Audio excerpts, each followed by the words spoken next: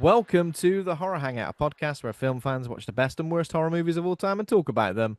My name is Ben Errington, and today I'm joined by regular co-host Mr. Andy Conduit, and hello Ben, hello Stacey. How are you both? Hello. Andy, you feel like you've just thrown for a loop then by saying hello to Stacey. Wait till I How introduce rude! you, She for was looking God's right sake. at me. I'm not here.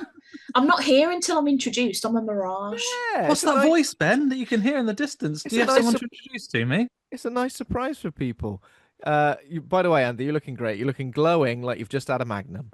I have just had a old So Magnum. 30-second Magnum. Yeah. We are joined by a very special returning guest. Stacey Taylor is the host of Stacey's Pop Culture Parlor, the best pop culture podcast recorded from a bedroom in Birmingham. Welcome to the show. Welcome back to the show, Stacey. Hello. Hello. Thank you so much for having me back. I wasn't sure if I was ever going to be welcome again after how much I talked your ears off about bringing her back last time. That's kind of what we expect from podcast guests. I feel like it was the opposite, and you barely said a word, and it was like trying to get blood out of a stone.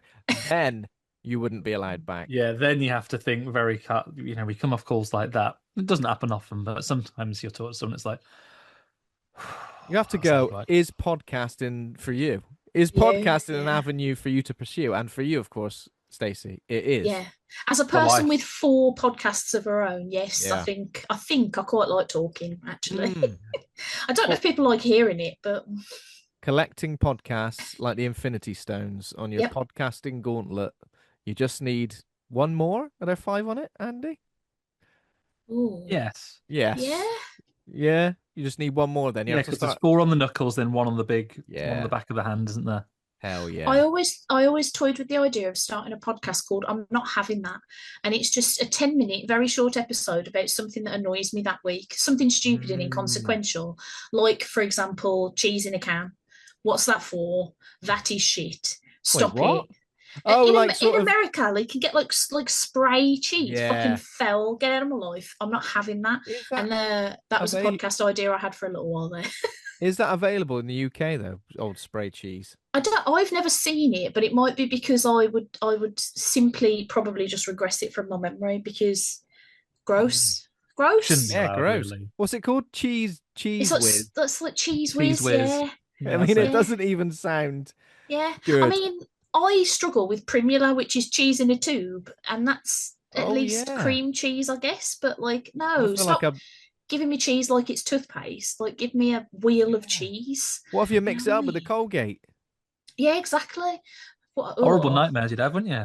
Yeah, just wake up in a hot sweat with like sweaty teeth. You'd be like, "What's going on?" What? Brush my teeth. The primula again. Sweaty teeth. What has bothered you this week then? Is it just the cheese, Stacey, or do you have another grievance you want to bring up? At the moment I'm fucked off with the weather. Not to be super British, but I am a perimenopausal overweight woman who I was never built for the summer, and so like just fuck off for a little bit. Yeah, the sun. Yeah. Like, would you mind? Every time I open the weather app, the heat wave seems to have prolonged. Yeah. It's upsetting. It is upsetting. And it should be illegal to be on your period during a heat wave. I've discovered this very week. Absolutely foul. Just get that in. Just betrayed you like that, like stabbed you in the back. Yep. It's been truly, and I think my husband has been very scared of me because I keep spontaneously bursting into tears, which doesn't help you when you're really hot. Because it dehydrates you, it makes your face like super warm. But I'm just like, I can't cope anymore. I just want one day where I can sleep and just have I mean, we've had a bit of wind. We've had a bit of wind down south, but apart from that, it's been. Honestly, it's been like I am currently. You probably can't see it on Zoom, but I am the most tanned I've ever been as a perpetually pale man. I can't believe how tanned I've become. It's ridiculous. Again, I don't look that tanned on here, but in the flesh. Barely left the house because I'm that frightened of the sun. And when I have left the house, I've gone directly to cinema because it's cool. Oh God, yes, cinema. As long as the aircon is on full blast, so that your knees are knocking together and your nipples are rock solid. Yep. I went to the Mockingbird Cinema in Digbeth in Birmingham. Is one of my absolute favourite places because it's not particularly big, but it's got 2 giant aircon units in the main auditorium. So a couple of weeks ago, me and the hubby just did a triple bill on a Saturday. Just stayed there all day, practically. Yeah, it was great. Oh my Loved it. god. I'm not going to say anything about the weather. I don't want to incur people's ire. I truly don't care. I'm at that point now where I'm like, no, look, I'm upset. Oh, I mean, not saying anything to you because it's 10 degrees colder where I live. It's lovely. Oh, you Come on holiday. absolute bastard. Where do you live? Scotland. Oh, yeah, me and my hubby We- have actually genuinely been looking at houses in Scotland now. You should. We went to see Garbage on Saturday night, Edinburgh Castle. Nice. Lovely overcast evening, 16 degrees. Oh, beautiful. That sounds like an absolute. Only need a dream light come true. jacket here in the middle of A summer. light Rain. jacket, even the thought of a jacket at this A point. light jaquito. I was watching all the the videos of like people at the press things for the Spider-Man and the Odyssey the other day, and every time I saw the men in their three-piece suits, I was just like, the sweat you must be collecting in your gooch. Good lord. like just an absolute swimming pool down there, surely. There isn't a bamboo boxer short with wicking power strong enough to overcome a Absolutely not. three-piece suit in this weather. Is this the most British your podcast has ever started? We've talked about Monster Munch a couple of times, Fair. so maybe. We've talked about They are Monster good. Munch. We've talked about Zippy from Rainbow. I feel like we've gone. A lot of people, in fact, a lot of people who have commented on our show, especially people from across the pond, say they like the Britishisms. Oh, that's Right, good. isn't it? That's good. Yeah, we're definitely like to cater to everyone, though, and hopefully everyone knows what gooch is. I hope so. Taint. Otherwise, use Google. Doesn't matter if it's on your work That's computer. it. Get on with it. Taint, the bloody taint. Okay, so the last time you were with us, Stacey, was to talk about Bring Her Back last year. I guess like tail end of last summer, right? Yeah, I think so. Yeah. Maybe a similar time. Did Bring Her Back? Did it make it into your like top favorites for the year in the end? It did. It was in my top 5, I think. It was in the top 5. Okay. It was. Yeah. Just an absolute banger, isn't it? I mean, I haven't watched it again since because yikes. Yeah. But No, me neither. yeah, it's going to live rent free in the brain for a good few years, I think, that one. Yeah. I think it's one of those that you can keep going. There's things from Bring Her Back that will stay with you forever. For some people, the tremendous sense of loss and what that can drive a good person to. For other people, when you're trying to get someone, you want to start wetting their bed for them. Yeah. Oh yeah, wet the bed on their behalf. That's the first. That's going to be my go-to. The second I need to make someone go insane because they become a villain in a soap opera or something like that, I'm going to start pissing their bed for them. Yeah. I can't believe I saw 2 movies last year where somebody pissed someone else's pants, and I think that's truly. What was the other one? The Rule of Jenny Penn, I believe it was. Oh yeah. You're right. Yeah. I didn't even make the connection. It's just an yeah. everyday thing for me. It's just always pissing other people's pants, you see, you little scoundrel. What a weird thing to have as a connection between movies you've watched. It was a funny thing bill. to do when you were younger and a bit of a knobhead. I would only do it in retaliation. I would never do it. I would never think about doing it. But like if you were out on a night out with someone and everything was getting a bit intense and everyone was having a good laugh and the banter was off the charts, now and again after a visit to the toilet you would like just cup some water and splash it on your friend's crotch. I was going to say water. Okay. Yeah, I was worried you were going to say like you just cup a little bit of your own raz and just wang it at somebody, and I just thought, wow, that's... Because then you just go, oh, looks like you pissed yourself. And you're like, well, we're like in a pub and it's pretty dark out there. So no one's going to get just a shit. 90 degree at the urinal. Take this. Yeah. Take this. Gotta be careful though. Got to make sure your friend's finished. Otherwise, all bets mutually are off. assured destruction. Yeah, all bets are off. Both come out just soaked in piss. It's all right. Yeah, I think we got a little bit carried away. He started it. He started it, yeah. Okay, Good so Lord. I guess let's start. This is what I got down to talk about to start with. Obviously, we're talking about Evil Dead Burn. We've discussed most of the franchise on this show. I think we're only missing one. So we've done The Evil Dead. We've done Evil Dead 2. We've done Army of Darkness. We've done Evil Dead Rise. We haven't done Evil Dead 2013. Okay. Absolutely must. One of these we absolutely must. And now, of course, Evil Dead Burn. So I guess the question I want to put to you, Stacey, is what are your favorites from the franchise? Do you have like an out-and-out favorite? Well, not really. Just before I went to see Evil Dead Burn, I thought, right, I'm going to set up a letterbox list because I'm a girl who loves lists and spreadsheets and shit. Hell yeah. Big fat nerd. And I thought I'm going to start a list. I'm going to set up my Resident Evils. Come on, Stace, my Evil Deads. I'm very excited for Resident Evil, by the way, but that's a whole other thing. Yeah. Coming out the week of my birthday. Yes, Oh, please. very exciting. So I set up my list, and then I realised that I've rated all of the Evil Dead movies somewhere between 4 and 4.5 stars prior to seeing Burn. So they're all kind of much of muchness for me. I like Evil Dead 2013 a lot more than most people do, I think. But I don't know whether that's because the first time I watched it, I'd just come back from a night out with my hubby and our mutual friend Kieran. And my mate Key was like, let's turn all the lights off and put on a spooky movie. It'll be well good. And so they popped that on, and then promptly both of them fell asleep, and I just shit myself for like 2 hours straight, which is great. Because horror movies don't tend to scare me unless I'm on my own, and then I become the world's biggest fraidy cat. And so because they were asleep, I was like, well, who's going to protect me if a deadite appears? And just lost my mind a tiny bit. So I do really like that one. I think the original Evil Dead is probably my favourite. And Army of Darkness would have been like at the bottom of the list, but it's still a 4-star movie. So I like them all a lot. And I loved Ash versus the Evil Dead as well. Like, I think it's an excellent franchise. I've only seen season 1 of Ash versus Evil Dead. I need to watch the rest. You do. It's really good. I feel like Evil Dead is a franchise that seems to be of a very high standard. It doesn't seem to have missed at all yet. Obviously, depending on how you feel about Evil Dead Burn. But I think I'm similar to you. I've got a letterbox ranking list of all the Evil Dead films, and I think they all are either 4.5 stars or 4 stars. Yeah. There's not even a 3.5 star one in there, I don't think. And Evil Dead 2013 is something that perhaps I've learned to love more as time's gone by. Yeah. With every rewatch, I'm like, oh, actually, you know what? This is absolutely gnarly as shit, which it is.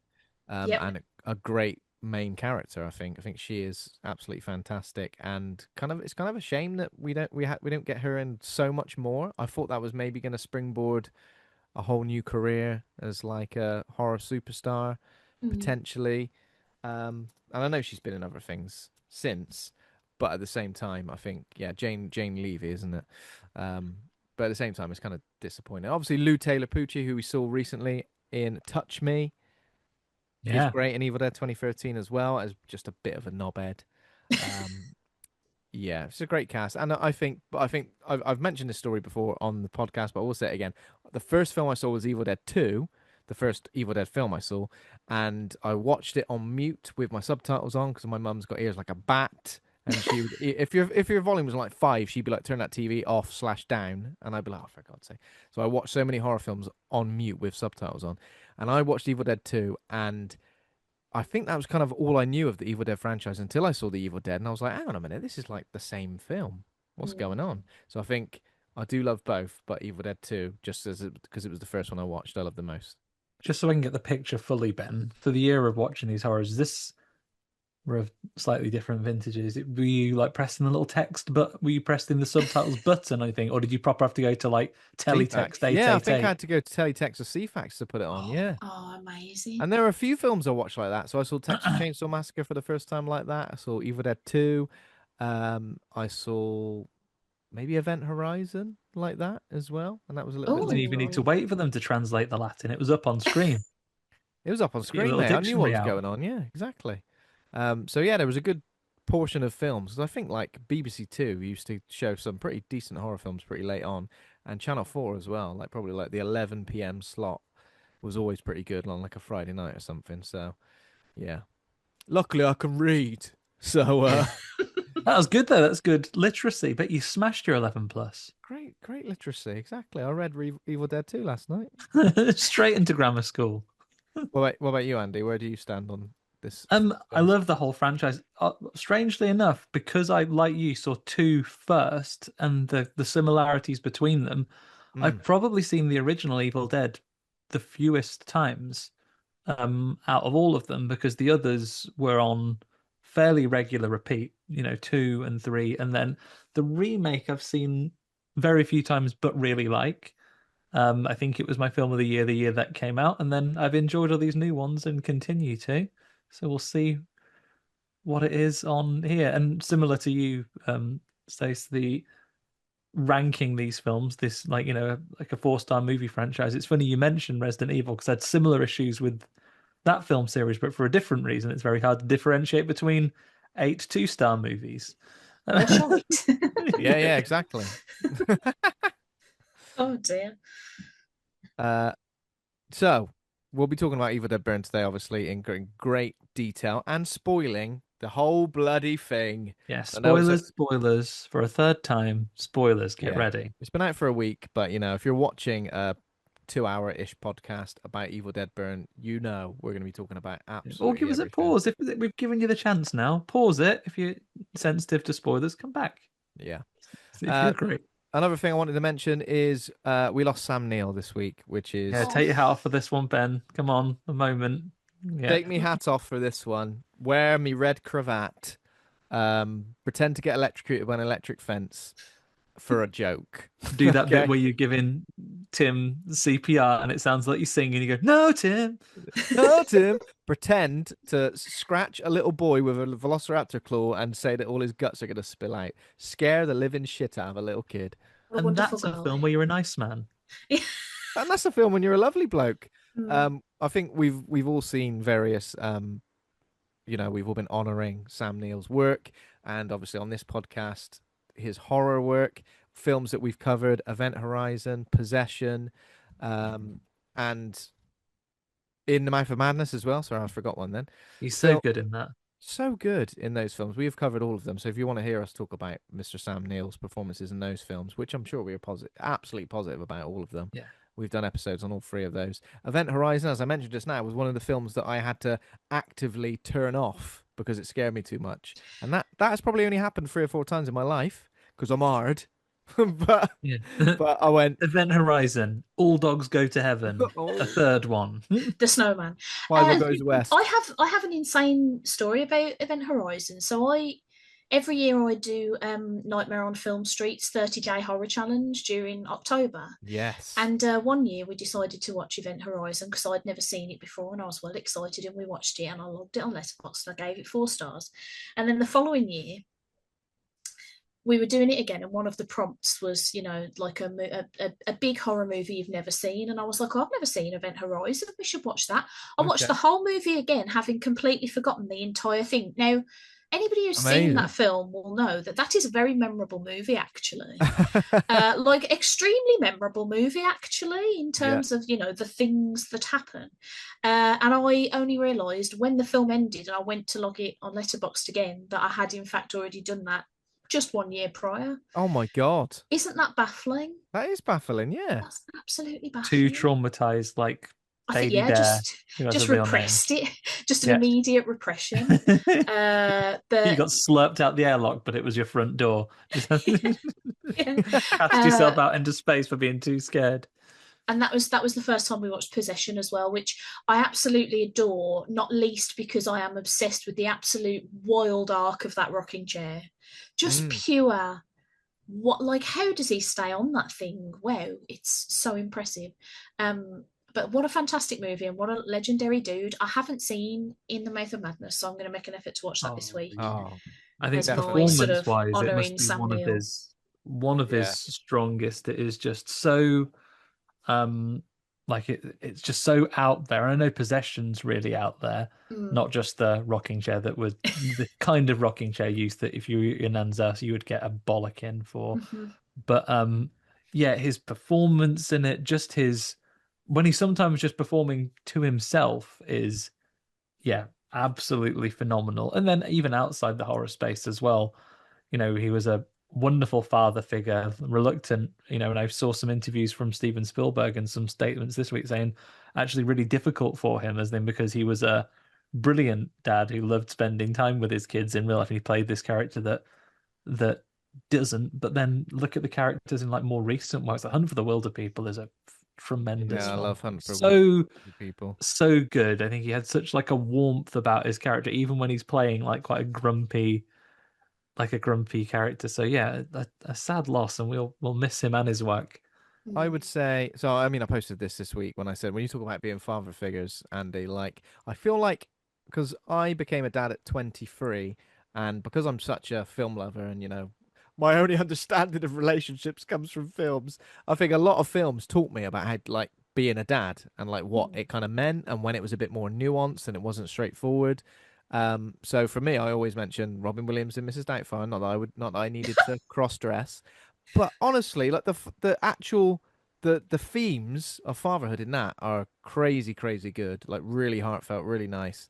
Um, deep down on the surface, maybe not so much, but deep down.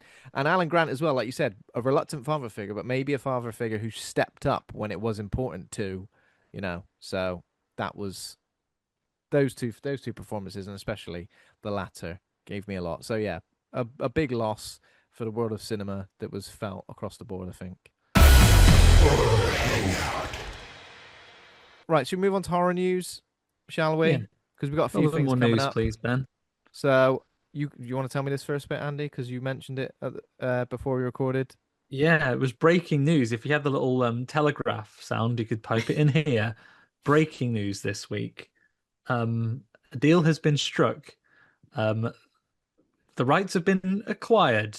Paramount, but a new Nightmare on Elm Street on the cards. I've seen reports today of maybe even a director being signed on, but they are very fresh. I haven't been able to separate them from just scurrilous rumors just yet. But really excited by the news. I was less excited by the statement that came from Paramount's people that announced it. Let me pull it up for you so I can read you a passage. Get ready to be blown away by let's have a look here. So it just says a new movie in the works, and I don't think anyone's been cast. I think they've closed the deal with the US rights to the original screenplay on A Nightmare on Elm Street. That's kind of it. And I know we've had some rumors this week, not the rumors, but kind of like fan-driven opinions based on a particular person in Evil Dead Burn who could maybe be good as a Freddy. Yeah, I saw that, but I'm not sure you can do what will be a Robert Englund impression. I think maybe it has to be something that can't be mistaken for it. Yeah, so this is Errol Shand who plays Yeah. Edgar in Evil Dead Burn. We'll be talking about his performance in a moment, of course. I can see what you mean because you can imagine him in the get-up looking like the character, of course. Do we just need a complete redesign, or would that be absolutely mad? I saw a suggestion on Threads, which I'm now obsessed with and is all I want. David Dastmalchian. Oh, okay. I Yeah, could see it. He's a creepy little guy. He's got range. I feel like everyone. Don't know. He's right. I'm not It's not about. We don't think we need to cast anybody young, but I'm saying he's 50. Jim Carrey has been discussed as well, who's like No. 60, isn't I he? adore Jim Carrey, It but wouldn't. absolutely not. No, I agree. I It's definitely agree. He's 64, so like, what do we do? Do we cast someone younger? I'm not talking about making Freddy Krueger any sort of heartthrob. I was just going to say the one thing I am scared about is if they're all like, what if we made him sexy? And I'm like, I don't want to be attracted to like a paedophile or a child murderer. Actually, like you can Just put to make that sure- thought just out of your mind. Just to make sure that he only murders kids. No being a pedo. We get enough No of being a that in the pedo news. this time, thank you. Yeah. No, thank you. I don't know where I stand on it. I don't know. I think I don't, and this is really unhelpful. I don't think I know. I'll know what I want until I see it. That's so unhelpful. Isn't it? Or what you don't want, which is the bigger Or what I risk. don't want is when I see it. Yeah, I won't know. I won't know that something works until it does. It's not my job to do it anyway. So I think I'd know a few things I didn't want. Like if they went, I don't know, what about Glenn Powell? I'd be like, fuck off. How about oh that? god, yeah. I don't think they're That going would to be cast weird. anybody that Chalamet. handsome. Get out of town. Timothy Chalamet drives me nuts because how do you play Willy Wonka and make it boring? How do you do that? How do you do that? I've not actually seen that film, but Mate, he's so uninteresting. It's wild. I'm like, how have you taken this character who's like gamboling around the set and whatnot and made him so dull that I couldn't care less? It's just him Dead doing the risk boring. assessment. Just him doing the risk assessments for his factory and going, actually, now this will be fine. Yeah. Oh dear. I don't know who I want. And I mean these kind of fan theories, or sorry, these fan castings from Errol Shand in this film. Like the comparison that I've really leaned into and we've discussed, Andy, is his comparison to Jack Baker from Resident Evil 7, just because, yeah, the Same kind of guy. obsession with family, yes. Smashing through walls, I'm pretty sure he does that. Shooting yourself in the head and showing that that only makes you poorly, but not Yeah, yeah, dead. yeah, exactly. Um, Just being like dead, sinister, and just like just constantly coming at you. Oh, give me 5 minutes to rest, will you? Oh Bit of a God. beard. Yeah. Before we move off Nightmare on Elm Street, I've got the thrilling and really encapsulating the excitement that the good folks at Paramount have to bring it back together. You know, to Mm. tell new stories, to bring us one of horror's all-time boogeymen back to our screens. Via the Hollywood Reporter. We look forward to bringing the world of Wes Craven's Nightmare on Elm Street to a new and completely engaged generation of fans. Have another draft at that, lads. That's fucking shit. We look forward. Congratulations, you have excluded yourself from the writing process of this film. We look forward to Freddy Krueger coming back to the villa. A new bombshell has entered the villa. It's Freddy Krueger. That'd be good, wouldn't Yeah, come on, everybody. Like, you know, the nightmare returns. You know, fans will get ready to never sleep again. Blah blah. Like, it? Yeah. writes Yeah. itself. I would wager. So this is one of the few occasions that ChatGPT, which I think has no place in the writing process, might have made a better Absolutely. fist of it. Do you know what I was going to say? That reads like somebody who has literally never seen, probably doesn't even know who Freddy Krueger is, and has Yeah. just gone, "Oh, we're well chuffed to have this guy here to do things." You will enjoy the things you enjoy him doing once again on the big screen. Maybe it is just their legal person who happened to be in the room having just finished the documents and went, yeah, I suppose I can. You do, and I've got nothing to do with marketing or PR. Yeah, yeah, yeah, but you're the only one here. Like, you finished the contracts quite late. This needs to go out. Okay. Okay, if you insist. So Yeah, I come mean, on. But I am excited for more Freddy. Yeah, we've yeah. mentioned this tons of times on the show, like what we expect from a potential reboot slash remake slash legacy sequel, and I really don't know. With most You don't know what you franchises, want. So, Ben, you don't know what you want actor wise. Of all of the choices we've seen and some of the great emergent directors, who would you like to see direct this? Both of you.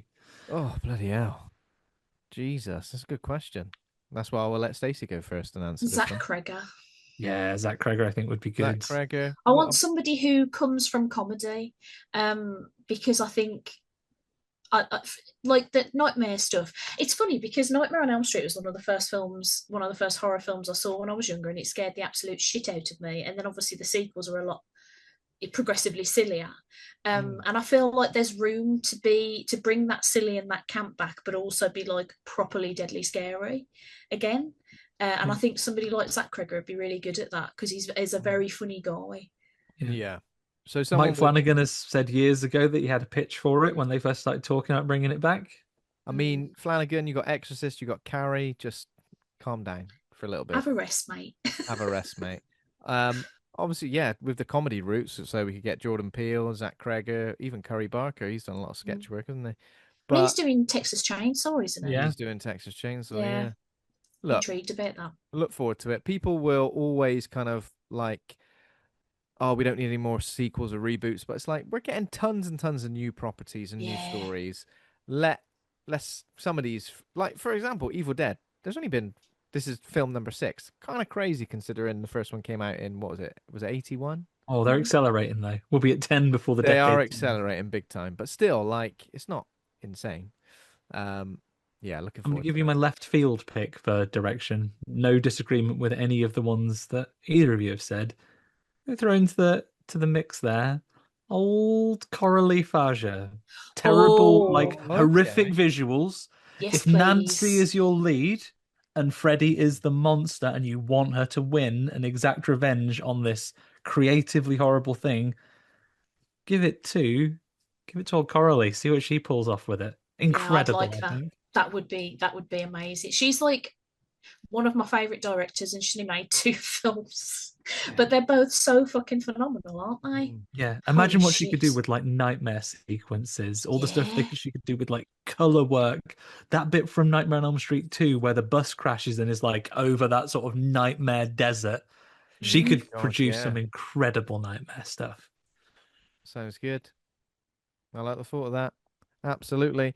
We Putting also it out got there, a, everybody. we also got a teaser and more images from Crystal Lake, the TV series, the origin of Jason Voorhees' mother, Pamela. Oh, Pam, being played by Linda Cardellini, which is pretty exciting. Mhm. A mother gives up her singing career to raise her special needs child, only to take a dark turn when she loses her son Jason. So we're going for a big old origin story. I guess the first film, but fleshed out with backstory and loads of other stuff. It's A24, and it's going to be streaming on Peacock. Remember Pretty that used to exciting. mean something. Yep. Yep. Premiere Thursday, the 15th of October. Who's up for this? Tentatively, yeah, I like Linda Cardellini a lot as an actress, so I'm looking forward to that. But I'm not that struck on Friday the 13th as a franchise, to be honest. Like, I think it's fine, but I think it's one of those ones that's diminishing returns to me. It's like, yeah, okay, he stabbed someone, like every film. So I mean, well, except for obviously the 3D one, which was stupid and insane. But I kind of liked it for at least being a bit ballsy with the kills, because it was like, well, hey, look at this coming directly at your face. Yeah. But I like the idea of getting the mom's backstory, just because I quite like seeing women led things. Yeah. I need to decide how much of the Bates Motels it's got about it, because I saw the first couple episode of Bates Motel, but I understand it ran for several seasons and was largely about whether Charlie Bucket was gonna shag his mom. Oh no. Oh no. Get in there, Oh, Grandpa no. Joe, say something, please. Yeah, so Get out of bed for fuck's sake. yeah, I think I need to see how efficient they're going to be with it. It can't be that, I almost want this to do well enough that it gets an audience and is recognized. I like to see any horror franchise do well, but I can't see it. I can't abide it going so well it runs for like 12 seasons and that lasts for the course of one summer. Yeah, I mean, yeah, unlikely, isn't it, really? Maybe we'll get some Unlikely. more scenes where, like, poor Jason has drowned in that lake, and then a series of various trucks that have the chemical from Return of the Living Dead, Teenage Mutant Ninja Turtle ooze, just a big vat of human growth hormone falls into the lake. Only way he's going to come back as this atomic Superman that he grows into for several years while he was drowned. So apparently it's 100% still a slasher. It's set in the 70s. And it's just going to tell the origin story of the mass slasher. We'll probably get a moment where he suits up at the end of are we going to go straight for hockey mask, do you think, or do you think we're going to get old sack on the head for a while? Depending on how long it runs, we might get an episode or two with the sack, because if there's one thing horror fans love, it's continuity and Easter eggs. Continuity, Easter eggs, callbacks. Yeah, we love it all. Okay. More news. We got some Fright Fest shaped news, of course. We always cover Fright Fest. Don't stop bloody banging on about it, do we? But the full lineup drops Thursday at 2 p.m. Depending on when you listen to this episode. So you might be listening to this episode after Thursday the 16th. So if you are, then go and check out the lineup. Thursday at 2 p.m. and on Saturday is when the passes go on sale and individual tickets as well. So get ready, everybody. We're going to try and sneak in a little preview episide, Ben, discussing I think what's we should. on the I think we cards. should sneak in a little preview episode. I've got an idea of a special guest we can invite for that as well, Andy. So I Ooh. won't say it out loud just in case. Say no more. Just in case this person says nah. So, but I've got an idea. So I yeah, can I'm sure imagine a likely candidate that would make perfect yeah, sense to have you've got alongside it. us. You've For got that it. one. Been on the show before, so yeah, I'm gonna slide in the DMs ASAP and work that out. Again, I think we did a two-parter last time. We did kind of the main screen preview and all the other screens preview. So maybe we'll do the same, but we'll see what we can do. See how fast we can read. But of course, stick with Horror Hangout for all of your Fright Fest coverage because we got pretty close to completing the festival last year, right? I reckon. We Did got to we work do out a our percentage? best once again. I think we were high 70s when I worked it out. High 70s, low 80s. I'm not saying we can go for 100%, but if we can beat that score, beat that percentage, I then feel you should be like the pretty thing proud that of I us. dropped last time because we watched as much as we could on the screeners. We watched everything on the main screen. I think if we are very targeted to get into the short film showcases between us, Mm, and we can do this. I'm sure we can. Yeah, I'm sure we can. 100% completion. So yeah, I watch out believe for in your us. feeds, everybody. There's going to be a lot of interviews, everything we can wrangle in the coming weeks, getting ready for Fright Fest. You ever Mm. get tempted to come on down, Stacey? I would, but my hubby wouldn't want to go, and I'm not very good at traveling by myself. Mm. I am a 40-year-old woman who doesn't like to travel on her own in case she gets lost in the wilds of Britain. So I've seen the horror movies. I know what happens when women get lost in places. You don't want that. Take a wrong turn, that's it. If you Never can to be convince seen him, again. on the Leicester Square, there's like loads of Chinese restaurants around and a Lego store. You could entertain him in those for 4 days. That is true. That is very true. See if he gets lost in the Lego store. Go and pick him up at the end of the 4 days. Just pop him in the morning and say, "Here, it's £50. Don't spend it all at once." Crash. 50 quid ain't gonna get you far in the bloody Lego store. No, get him a minifigure or two. Yeah, well then he can go out and like he can take his per diem and he can buy 4 days worth of Lego and he can sit him in the park in the middle and just can build it. It sounds like your dream, Andy. Yeah. I reckon he could make his money back if he built his Lego. All the performers you get on there. Who's he competing with? Man doing bird noise. Yeah, man doing bird noises and someone chatting about the Lord all weekend. That is true. That is true. Especially if he builds little horror related things. Yeah. So they have horror Lego sets. Oh, wow. I bet. Yeah, I'm sure. Now I want one. Spooky Ghost House Lego, yes, please. Yeah. Hell yeah. I think that's all I got for news. Unless you got anything, Andy? Nah, nothing else. I don't have a negative news corner. We had sad news of Sam Neill's passing, but I'm not going to wear any of my company-based vendettas this week. Yeah, I'll do double next week or something. Negative like news that. corner. Let's give it a rest for 1 week. Positive vibes here only this week. If the world had stopped giving me negative news to talk about. I've just realised the next part of the show is what we've been watching, and I don't mean to jump in there, but can I jump in first to get all my negative? We got some negative news. Oh, the negative vibes are allowed now, are they? Well, no, they're allowed temporarily for this particular part. So, what we've been watching. Usually, I start with a guess. So I'm sorry for jumping in there, Stacey, but please forgive me. I just want to get this off my chest very quickly. I will do. I watched a movie called Find Your Friends. It's on Shudder. I wanted to watch Forbidden Fruits because that was out on Shudder. No, it's only in America. I was gutted. So I was scrolling through Shudder looking for Forbidden Fruits, ready to watch it. No. Oh, Find Your Friends. Looks like pretty much an all-female cast, similar to Forbidden Fruits. Maybe I'll enjoy it. A couple of people has got in it. Bella Thorne. It's got Chloe Cherry, who's in Euphoria. It's got Helena Howard, who is in I Saw the TV Glow. Now, let's just prefix this by saying, what can I say? I'm all for films that are all about female empowerment and are all about feminism, right? He's only saying this because I genuinely like these are some of the stories, especially in horror. Like when you said about telling women's stories in horror, like these are the stories that feel the most raw, the most real. This film is what I can only describe as like faux feminism. It's wrapped up in a little ball, which is like going, isn't it?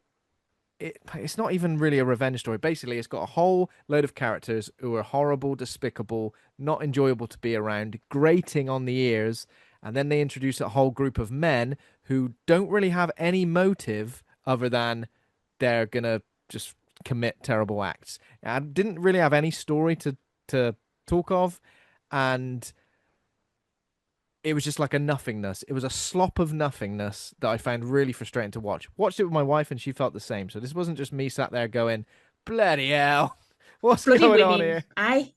It wasn't. She was also like, why is everyone such a, she used a C word.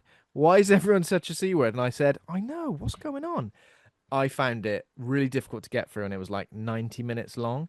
And usually when I watch a film like this, I go, must have been written and directed by a man. No, not written and directed by a man, written and directed by a woman. So I don't know what's going on. Am I too old? Is that what's happened? I don't think so, because I feel like all everyone was doing was taking drugs and On their phones the old bloody time, eh? do you know? All right, here's a film we watch. You know the film we watch, Frankie Maniac Woman, and there's a part Yeah. in that film where Frankie goes away with a group of like socialites, Yeah. group of like social media savvy socialites who kind of only really care about image and stuff like that. Imagine that, but like the people were like 5 or 6 times worse. And I can those are the imagine people. that. Those are the Yeah. people we're supposed to be rooting for in this film. And by the time the film gets away from you, they go, let's just introduce a load of men who are just gonna start committing terrible acts on them for no real reason. And I know there isn't always a reason, and that's sometimes part of the shit show. But I feel like this film needed something else. It just felt like someone had thrown a load of shit against the wall and tried to call it a good for her movie, and that it is not. So I would Okay. say steer clear, but of course you may want to watch. Live your life. But live your life, do what you want. Anyway, that's that off my chest. I feel 5% better. I didn't feel Good. too bad about it anyway. I felt quite bad about it the day off because I was like, I could be watching Forbidden Fruits, but no, I'm watching this. If I felt like that Bit and Peep show where they go to the play and they say I we could be could be watching watching Heat. Heat. We could be watching Heat with Al Pacino and Robert De Niro, but I was watching Find Your Friends when I wanted to watch Forbidden Fruits. So that was why I was annoyed. You know, I wanted something and I couldn't have it. Yeah. It really put a sour taste in your mouth. I remember the Xbox One came out and I was really excited. That was the last time I took the day off for a day of a console launch. And folks at the game had fucked it. And the game I got packed in was FIFA, which I know it's a World Cup and everyone's excited about football, but I could not give a fucking shit less about a football video game. I like the game of football. It's a good bit of exercise. It's excitement. It's the world stage. A football video game? No. Give me the It's fucking not head. quite the same, is it? They're all kind of the same. I Anyway, spitefully sold my code on eBay and bought a game I actually wanted instead, but it still put me in a real honking mood for the afternoon. Yeah, I know the feeling, Ben, when I know how you something feel. hasn't quite gone to plan, when you're getting your boglins out to play with and you can't find one of them. You don't want to play the game anymore. That's what it was like. It was That was exactly even like the that. It was 7-year-old the me had that issue. Yeah. Yeah, we've all felt like that. And I was annoyed because I'd seen like Forbidden Fruit streaming now. And I was like, right, that's it. That's what I'm watching tonight. Hell yeah. Can't wait. And then ruined. So it happens, doesn't it? And what's It the name of the film happens. we're avoiding? Find Your Friends. Find Your Friends, yeah. I mean, you might like it. I don't know. You might like it if you like vacuous shite. Over to you, Stacey, for your glowing review of Find Your Friends. Thankfully, I haven't seen it. I mean, I've seen so much horror since I last talked to you guys that I thought I simply couldn't talk about all of it because we'd be here all fucking day. I mean, I don't think you can. Yeah, I've cherry picked a few things though that I Okay. just thought were like Highlights. worth of note. Yeah, and I mean, obviously, surprising nobody. My favorite horror film that I've seen recently is Obsession. Like, holy shit! That was literally the first time I've shouted "fuck" in a cinema. As I've been watching a film. So it's got that going for it, and I've watched it at home as well since it came out on digital. Yeah. And yet, still spooky as fuck. So spooky, yeah. Yeah, absolutely loved it. Very excited to see what both Corey Barker and Indy Navarrete get up to in the future. Absolutely. Just great. I saw Backrooms. I didn't know what to make of it. I wasn't into like the creepy pasta of it. I had a vague awareness of it as being like, oh, like a sort of spooky liminal space, but that's all I knew about it. And then I went to see it and I was like, I wasn't expecting so much of this to be about a sad divorce. You know what I mean? Yeah. And I didn't know what to do with that because all of the bits in the back room scared the shit out of me and I thought they were fantastic. But everything else was like Just have Yeah. a check of me watch, see when this might be done. So yeah, I didn't like it's like a solid 3 stars. I think I wanted a bit more from it, I think. Yeah. Ready or Not To, I saw and actually think was better than the first one. Oh wow, okay. For me personally, I think I gelled with the cast for this more than I gelled with the ensemble in the first movie. Okay. I'm sort of a little bit in love with Samara Weaving. I think most of us are. She's just so good, isn't she? She's so good. And in that final like wedding scene, god damn is all I will say. Yeah. Absolutely fantastic. I saw Lee Cronin's The Mummy and was quite shocked at how little mummy is in that movie. Yeah. It's more like Lee Cronin's The Exorcist, but we'll call it The Mummy because I think that's kind of what our final thoughts were on it, right? Yeah, you would say, Stacey, that you're in denial, except they get out of Egypt the fastest they fucking can. So fast. And I've got to admit, like, I'm quite good usually at suspending disbelief when I watch films because I know that, you know, for a film to work, people have to sometimes make daft decisions or whatever. But I'm sorry, if my daughter had gone missing for 8 years and then they said, "Hey, we found her," right? She was in a sarcophagus, but don't worry about that. And then they presented me with that child and said, "Ian, take this home." I'd be like, "You are not discharging that into my care. I cannot look after." She's got like at least 18 diseases. I can't look after whatever that is. I'm not taking it home. You're dealing with that until she looks like a child again. I couldn't fathom how anybody was just like, yeah, let's just take her home, pop a couple of bandages on, she'll be fine. She'll be fine. So that one baffled me a little bit. Undertone, of course. Had to watch that because I was like, hello, a spooky movie about a podcaster, is it? And then promptly got really annoyed because the spooky parts of the film were quite good and I was genuinely enjoying those because as somebody who works in audio, it's bonkers how freaked out I get by just things being played backwards. I was editing an episode of my podcast once and accidentally started playing my episode backwards and damn near shat myself. I don't even know how I did it. Very scared. I thought there was a ghost in my laptop.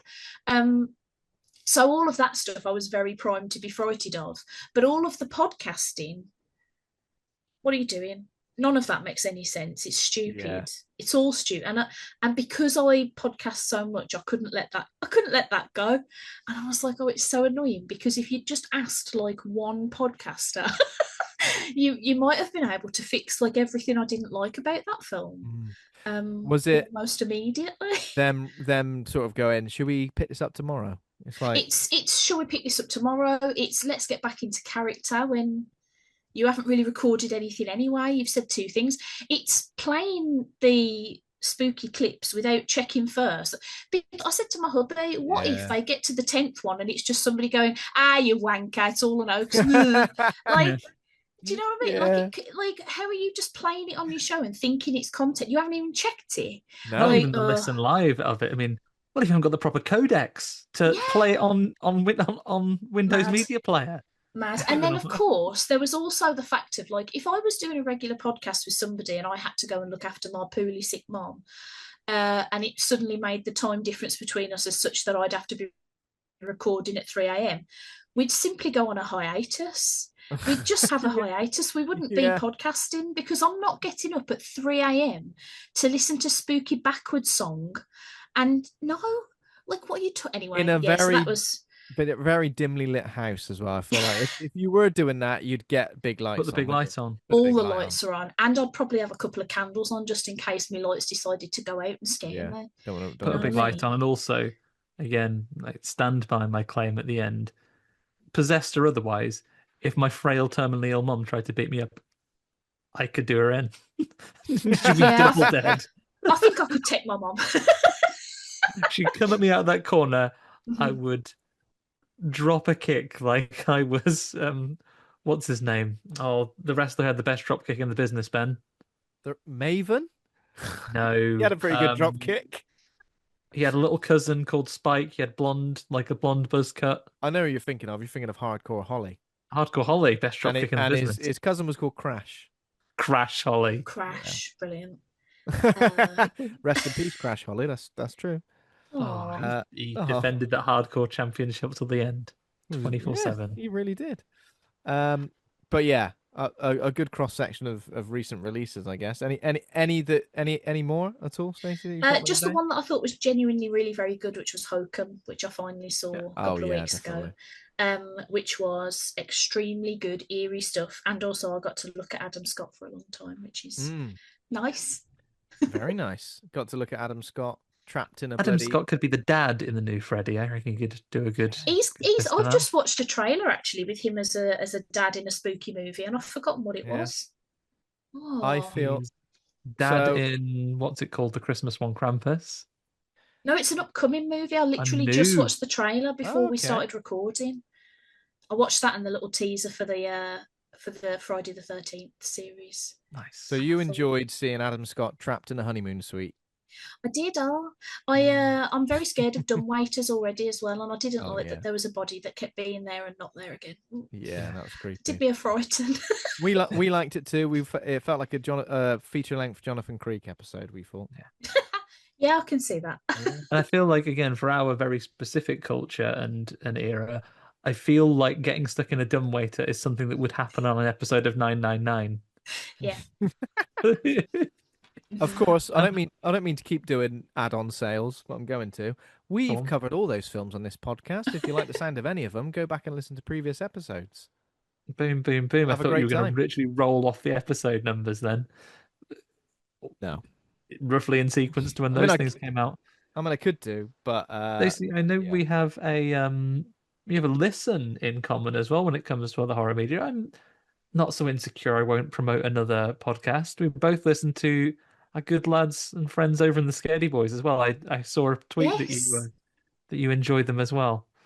Looking forward to their J-horror series that's coming up. They're starting with Exit 8, another film we've covered. Oh, I've watched that too. Oh, you did? Yeah. I did, yeah. You like it? I did. Yes and no. I think it really captured the spirit of the game, I thought, and it looked fantastic. But I didn't feel like it was quite feature-length worthy. Okay. It was stretched a wee bit thin for me. Yeah. But I had a good spooky time with it. Yeah. Ever so spooky. Okay, Andy. Have you watched anything? Just the one from me this week. I mean, I also have watched The Sheep Detectives recently, which I guess has a murder in it. Oh, nice. But yeah, it's nice. It's a lovely film. Jonathan Creek Locked Room Mysteries, Ben. It's got a little bit of that about it, except some sheep solve the crime. But be forewarned, everybody. If you're the kind of person who can watch terrible things unfold in a list of horror movies similar to what Stacey listed and what we're going to talk about in a minute, but seeing an animal die might make you get a little bit teary, buckle the fuck up, everybody. It's going to happen.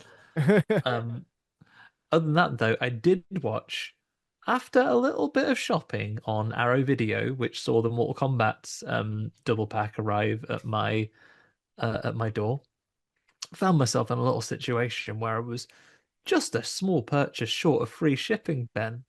Now, I'm going to turn my nose up at free shipping for the sake of getting another film, am I? So, got myself a copy of 1979's Microwave Massacre. I didn't need to read anything about it. The title says enough. It's definitely a film of its time. It's got a bit like, Ben, you know, Fright Fest the other day we saw, not the other day, the other year, Mutilator 2, the one with the film remake, and it is... Yeah. Yeah, you remember that? Yeah, I do remember that. I didn't watch it at Fright Fest. I watched it afterwards, I think. You and Charlie, right? I think me and Charlie had the most bizarre time of our lives. Just, we didn't know what we watched. Didn't know what it was. It's got a bit of the Mutilators about it. It's definitely very surreal.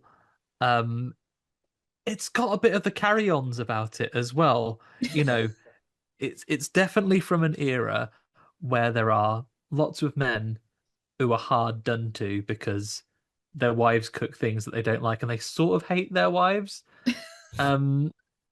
So eventually you'll kill her and then go around eating her for weeks and weeks and weeks and have her saved up in the microwave in foil and then go and You don't kill a want to put load of... foil in a microwave. Oh, he takes her out of there. When she's in the fridge, she's in Oh, foil. yeah, good point. Like greasy, like when you've had a rotisserie chicken and you've taken all off the bones, it's going to be just a random block of foil there.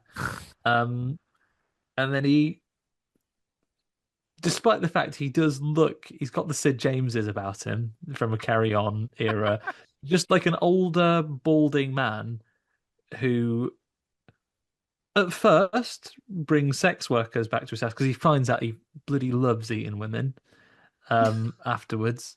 And he brings a few sex workers. But after a while, he is just approaching young, attractive women on the street and going, "Do you want to come back to my house?" And they go, "Oh, yeah, right."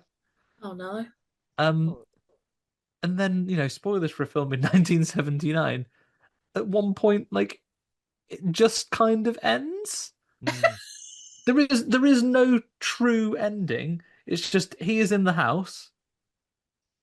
It appears that something's happened to him, and then it just goes to his workmates come round to see him, and they find dead body and everything in the microwave and the fridge. Sort of make the assumption that the microwave made his pacemaker go mad. And then the wife's head that's been in the fridge for 3/4 of the movie, our final shot is the fridge opens and the eyes light up. Oh God! It's very, very surreal, campy, very campy horror. Like I say, the carry-ons about it are the things that happen in a carry-on movie, the titillation that happens.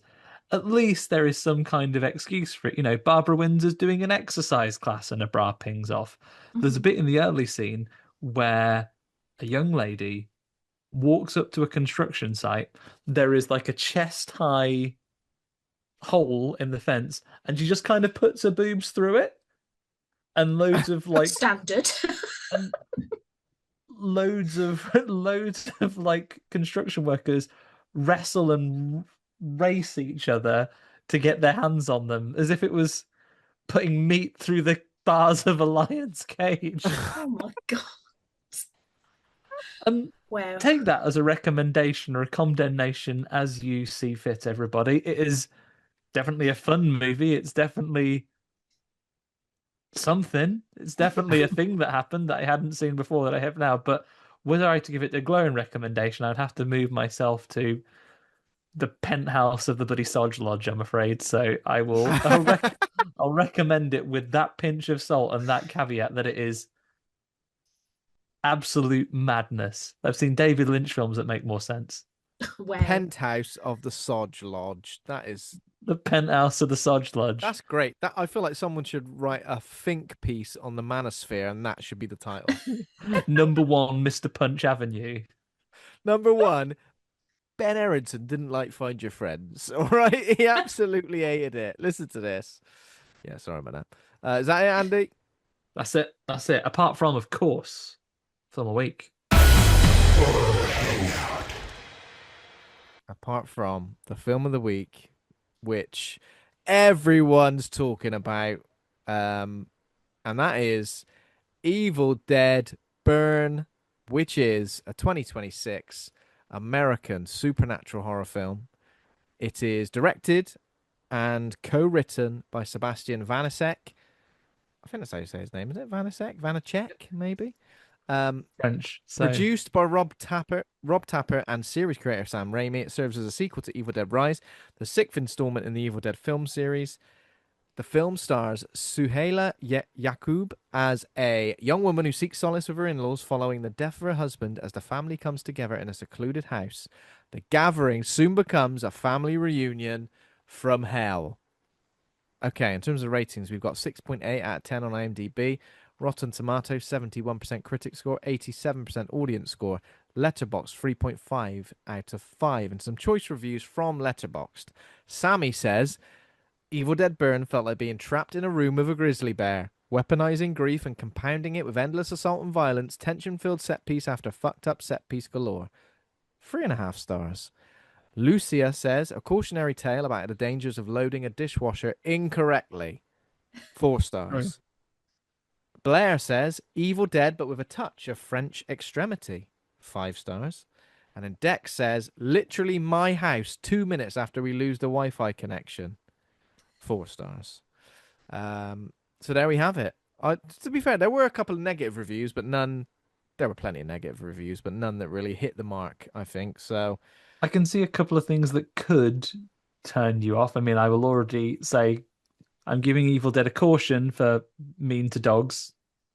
yeah, mean to dogs. I mean, we had to get a dog deadite. We'd seen that in the trailer. But but people don't always have to die in order to become said deadite, do they? No, because they're demons, right? They can possess people. Yeah. What I found interesting about that is this is going to come across really callous, and I don't mean it to, but I'm not somebody who's usually that bothered about animal cruelty in horror films, because I sort of think, well, I'm watching a film where people are getting possessed and people are getting murdered, and horrible things are going to happen. That's just an extra horrible thing.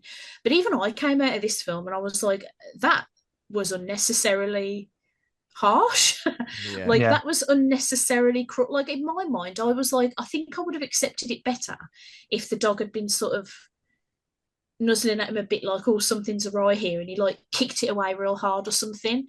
That would have still been horrible. But it's like absolutely nowhere near as completely unnecessarily cruel as the actual thing they did, which I found that actually really disturbing.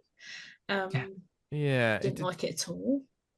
Yeah, it felt a bit unnecessary. I don't know. Well, obviously unnecessary in the story, but I don't know.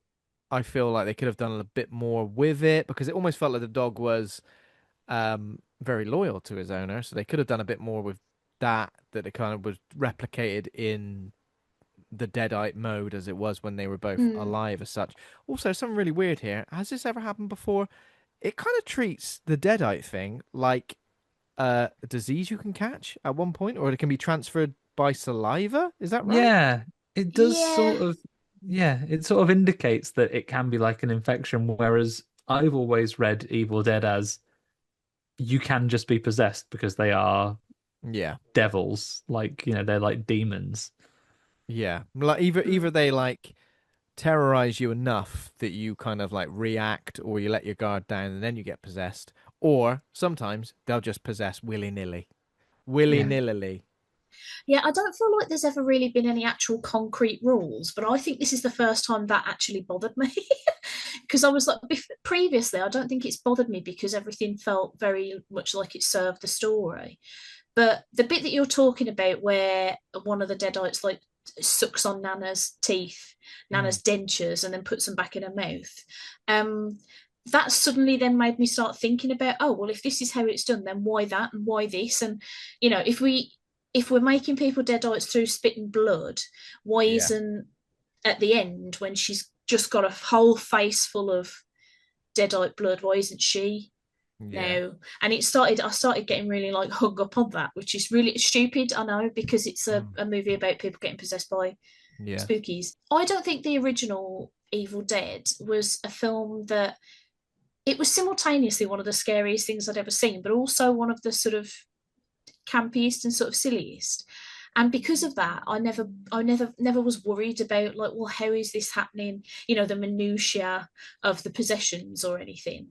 Whereas this movie, because it was making such a point of these things, I started thinking about it. And once I get something in my head, I think I've got some sort of flavour of neurodivergence going on. Don't know what kind. But once I grasped onto that, I couldn't let it go then. And I was like, well, if mom and dad had a snog while he was bleeding, so now she's a deadite, surely anybody who's been bled on by a deadite is a deadite now, like, or could be, or should be, or what? And my brain just went woof, and it was off. I was a bit confused. Almost at one point, I felt like, all right, okay, now she's a deadite, but then it seemed like maybe she wasn't. And then she was again. It was very weird and inconsistent. I have general problems with the grandma character, if I'm honest. So I'll put my cards on the table. I don't know how I feel about this movie, and I'm actually really excited to talk to you guys, in the sense that maybe it will help me solidify where I'm at with it. Which way are you going? Because currently it's sitting at a 2.5 on Letterboxd for me, because I just don't know. And one of the big problems I had with it was, dementia grandma, because I don't know what your screenings were like, but the screening that Rich and I were in, everybody was laughing at anything dementia grandma said whenever she said anything that was vaguely dementia related. And not to get like too real and depressing on your podcast, but over the past like few years, I've had to deal with a few family members having dementia, and I actually thought the way that they portrayed her and the things that she was saying were very true to my experience personally. The one that came particularly to mind was my great nan, before she passed away, was absolutely adamant that the window cleaner was stealing from her. And so every time we'd see her, she'd be like, that fucking window, and she never used to swear either before she got to bed. That fucking window cleaner's been in here, he's fucking had my wedding ring, and like all this sort of stuff. And she'd be like really nasty about it, and it's not funny. It's a horrible, debilitating, awful thing where you sort of lose your family members twice. And so like having a whole auditorium laughing at a woman who was like, she's trying to take my purse or whatever it was she was saying, was like wildly uncomfortable to me, because it felt too accurate of a portrayal of dementia to be laughing at. It was pretty quiet in my cinema. I didn't see any. There was definitely in some of the violent moments some reactions, like people gasping and throwing their hands up and things like that. But I didn't catch any laughs or anything from our crowd. I feel like it kind of just dragged the same joke on a bit. Like, I can understand why something like that would be played, maybe not played for laughs, but played for a little chuckle, as if to just break the tension, maybe. But they did kind of go on about it a bit. The same joke was maybe 5 times. Like, and I get that. That might be a representation of dementia. I've experienced that in real life as well. But at the same time, I don't necessarily think the story needed it. Like, it just felt like it kept kind of. It almost turned that bit into a plot point, if you remember, because it was like, come up here and have me money, and then Deadite did. I don't know how I felt about it. It was a bit odd. It's an interesting thing, and I think I'm trying to also hop back to what you're saying about the way that the demons possess you and so on.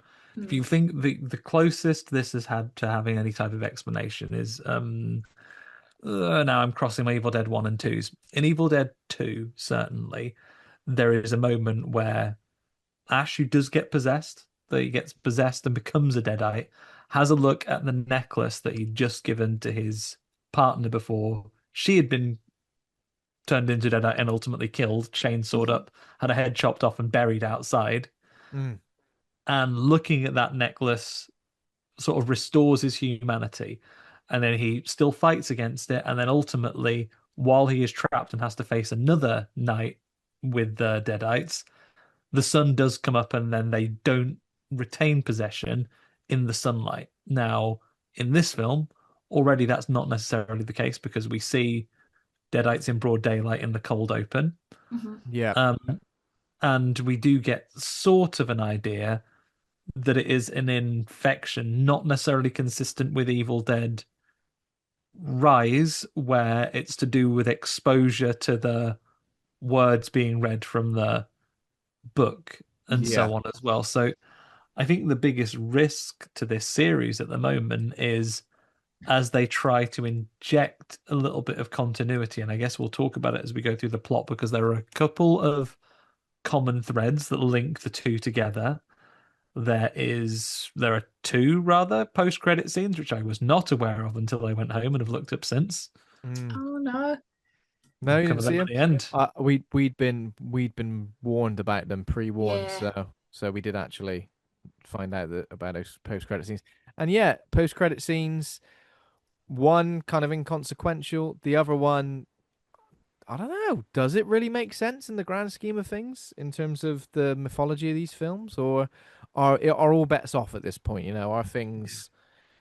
And it's difficult. Like, in many ways, I kind of embrace them having no continuity and just being a showcase of an up and coming filmmaker and what they can do with this interconnected thing. I get it if a character or an actor is particularly popular, then you want to bring them back. But the confusing thing about that second the post credits is that the next movie, Evil Dead Wrath, which is coming out in 2028, I think, is set in the 70s. So I don't believe it's Yeah. going to be in that timeline of events anyway. I'm quite excited about it because it's been written and directed by Francis Galluppi, who did The Last Stop in Yuma County, which is a great film if you haven't seen it. It's not horror, but it's very, very good. It's like a sort of crime thriller with a little bit of silly. So I'm looking forward to that. But that's not, so it doesn't appear like that's going to be in this timeline of events, I guess. So I don't know why you'd even introduce that in this post-credit sequence. Yeah, it's kind of interesting. Is it just pandering to things that are popular? But it's going to be really difficult to tie all these things together, I think, and to have this sort of consistent kind of narrative. And I think if we're really looking at callbacks and so on as well, becomes incredibly difficult because given his health, I don't think we can see Bruce Campbell come back as his, as Ash. Certainly in an action heavy role. I know that he's still, alive, well, and, hoping to be in good health for an extended period of time, but he can't throw himself around like he did when he was a much younger man, right? So it's really difficult if you are going to look for continuity and you're not bringing those things back. It's tough. Yeah, I think overall, I'd say I did really enjoy this film for what it kind of brings to the table in terms of the Deadites. I think it's a great kind of for a good portion of the film. It's just like one big set piece from start to finish in kind of this close quarters house. A lot of the family stuff, I feel like, we've kind of seen it all before, this kind of very toxic, very damaged family unit, taking it all out on an outsider, essentially, which I guess is similar to Ready or Not in a way, in some ways. So I really enjoyed that. I think that it was really gnarly. It was really nasty. It was like some of the close-ups were insane. Like it had, talking about French extremity, talking about like splatter punk and stuff like that. There were loads of things like that I could see. There's maybe a final act or a final boss or something like that, which I really didn't enjoy. I was a bit like, this is not good. Yeah, stupid. Didn't like that. Yeah, I'm worried about people coming off now. Like I didn't like this. Like I hated this film, and I didn't. There's an awful lot of it that I really liked. There's some particular bits of camera work and some particular sort of tracking scenes that are when we talk about it as a whole. I'm sure I'll start absolutely gushing over. But I think the problem that I had is that I didn't really like any of the characters in this film, and therefore that made it really hard for me to be that bothered when anything really sort of happened to any of them. Which is, I don't necessarily always need that in a horror film. Sometimes it is just fun to watch a load of people get just absolutely straight up murdered for a bit of a laugh. But I don't know, there was something about this. I think it was because of the like sort of desaturated palette and the fact that it was very sort of extreme, and it was about abuse, that I just thought this is just relentless grim, and I don't know how I don't know if I'm in the mood for that right now with the the flavor of the world at large. If you compare it to Rise, and I know it's not you don't want to make direct comparisons, but there was actually like a lot of hope and positivity in that family, despite the things that were going on and despite the relationship difficulties between the two sisters, one that becomes a deadite and one that, a bit like Alan Grant, steps up into a parenthood role when the call of adventure comes.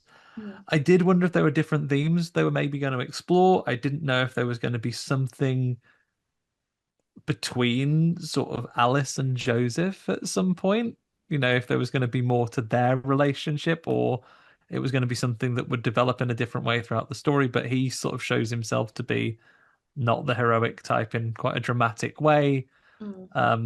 It was interesting. I did find myself rooting for our overall lead, so Soalia Yakub, you say, Ben. So Alice, I really liked her.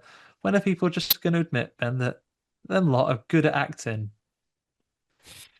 He thinks you're French. You mean the bloody French, dear. In terms of the cast, the French. We got Suhaila Yakub as Alice Price, Tandy Wright as Susan Price, Hunter Doohan as Joseph Price, Luciane Buchanan as Tyre, Errol Shand as Edgar Price. There are other Prices as well. Maud Davey as Polly Price. That's the dementia grandma, isn't it? Now knowing the name of the family, despite all the things, we're going to make this a very British podcast yet again, Ben. All the things that those deadites do, horrible things. Not the most evil Price, but Norman Price, that piece of shit from Pontypandy, giving Fireman Sam the runabout for years. That kid was. I was glad when he got his head stuck in them railings. Piece of shit kid. How did he get out in the end? Butter on Fireman Sam probably dealt with it, I guess. Yeah, he would, because he wouldn't just leave him there, would he? He's always on the scene, Ben. I don't know if you heard about this. Always on the scene, yeah. So yeah, in terms of the cast, it's mainly just exclusively one family, isn't it? I know. Oh, we do get obviously a cold open with some different characters, but yeah, I guess Sébastien Vaniček. Let's talk about Infested. Did everybody see that? Yes, I did. No. Yeah, it's really good. So again, that's why it came out about around a similar time to Evil Dead Rise, doesn't it? And I think we even made some comparisons where we're just like, essentially, this is something horrible in a high-rise building, and in one it was spiders, in the other it was deadites. So interesting that those two worlds should cross over, and that he should make Evil Dead burn. I've seen a lot of behind-the-scenes stuff, a lot of the stuff about practical effects, which is great. And yeah, it does have that kind of like nasty, dirty French extremity vibe to it, rusty, sharp. You're gonna need a tetanus after this particular film. It feels a bit like that. Cuts there. Yeah. You know what else, Ben? Sébastien Vaniček. I saw a lovely picture of him. Handsome man. Today we were talking about it. I'm glad you said that, Ben. I think he looks a little bit like you. Oh, really? French Ben Errington. French Ben Errington. He's got hair on his head, don't he? Yeah, but he was wearing a hat when I saw him. I don't know about that. Maybe with hat, maybe a bit, but without hat, I think he's got me beat in all departments. He's got a great, he's got a great hairline. This guy. But again, like another new horror voice that's getting a crack. Sort of, and it depends how you feel about this. Some people might feel like new horror voices should stick to original stories. I kind of like it when these new horror voices get like a crack at a major franchise like this, because it's almost like a one and done, isn't it? Like, yeah. A lot of people, like Fede Alvarez, for example, made Evil Dead 2013, didn't stick around for another installment. That was kind of it. Went on to do other things. I know we've obviously done Alien Romulus since then. But I kind of like this kind of one and done thing, because you're not kind of just getting locked into one particular franchise. You get a chance to make you make the big bucks of the franchise movie, then you go and make an original film, and then you might come back and do another franchise movie eventually as well. But it's good. I quite like it. I don't know how you guys feel. Yeah, I like the idea of like Evil Dead, especially being like obviously it was a huge thing for Sam Raimi as a young film director, and it's his creation alongside his brother and Bruce Campbell. But like, and it launched his career and his filmmaking style. I'd love it if you had set an Evil Dead rule that you're only allowed. Maybe Sam Raimi's the only one that's allowed to do multiple, and everyone else you only get one to do, and you can do a standalone story. It can be anywhere in history that you want it. Give me another medieval one. Give me a space one. Give me a space one. That's on the beach for some reason. The beach to make you get on. Evil Dead Sunburn. I do think that might have been a little bit why this movie rankled me a bit, because I quite liked, part of the reason I liked Evil Dead Rise so much is because it was setting it in a different place. It wasn't just like a cabin in the woods again. Yeah. And this one sort of almost goes back to that, except it's a slightly nicer house. But it's like it's in the woods. It's a bit deserted. Nobody else is going to come across it. So if that felt a bit like a step backwards to me. Absolutely bloody hanging this house. Despite that house is ridiculous. Like, again, like if somebody said to me, we're having your husband's wake in our house, and then I went and it was like dripping brown gunge from the ceiling, I'd be like, no, we're not. Yeah. Are you're gonna put me in the fucking dusty ass attic with all your granddad's old spooky shite? You can fuck off with that. Or your granddad's old tat. Or your granddad's old Kevin McAllister's cousin's been pissing the bed in there for generations. He's had Pepsi again. Fuller. Taste of a generation. Yeah. Also, the fact that his parents are giving him shit for this. You've let this house go to shit because you have. I have not done this. Me throwing away Grandad's rubbish hasn't made this house turn into mold. No. Yeah, No. it's ridiculous, isn't it? It is ridiculous. You haven't spent hundreds of thousands on upkeep in this thing and lived in it permanently, kept it like heated and cleaned and dry all this time. Yeah, the only way I'm keeping this place serviceable is living here full time, which I don't. No, Mhm. which I don't. Sorry about that. Yeah, I do like the idea though, Stacey, the other locations. I think that's what really appealed to me Yeah. on Rise as well. Give me Evil Dead Christmas. I mean, Oh, okay. what would you call that? Evil Dead Noel. Sleigh. Evil Dead Sleigh, but sleigh bells. Yeah, No, I too like obvious. no, No, I do like it. it. Approved. You like it? Approved. Number one. There we go. Yeah, I feel like it's one of these things. I think you kind of just want a unique spin on it, don't you? So Evil Dead in space, Evil Dead on a plane, Evil Dead like we've kind of already had on a train. But just deadites in a place you wouldn't expect them. Down the Asda. Yeah, the supermarket. Yeah, down the Asda. Children's Evil Dead Alton Towers. Evil Dead Alton Towers. Bloody hell, that'd be outrageously good. Queuing up for the Nemesis gets a bit boring, doesn't it? I want to see Evil Dead in a hospital, I think.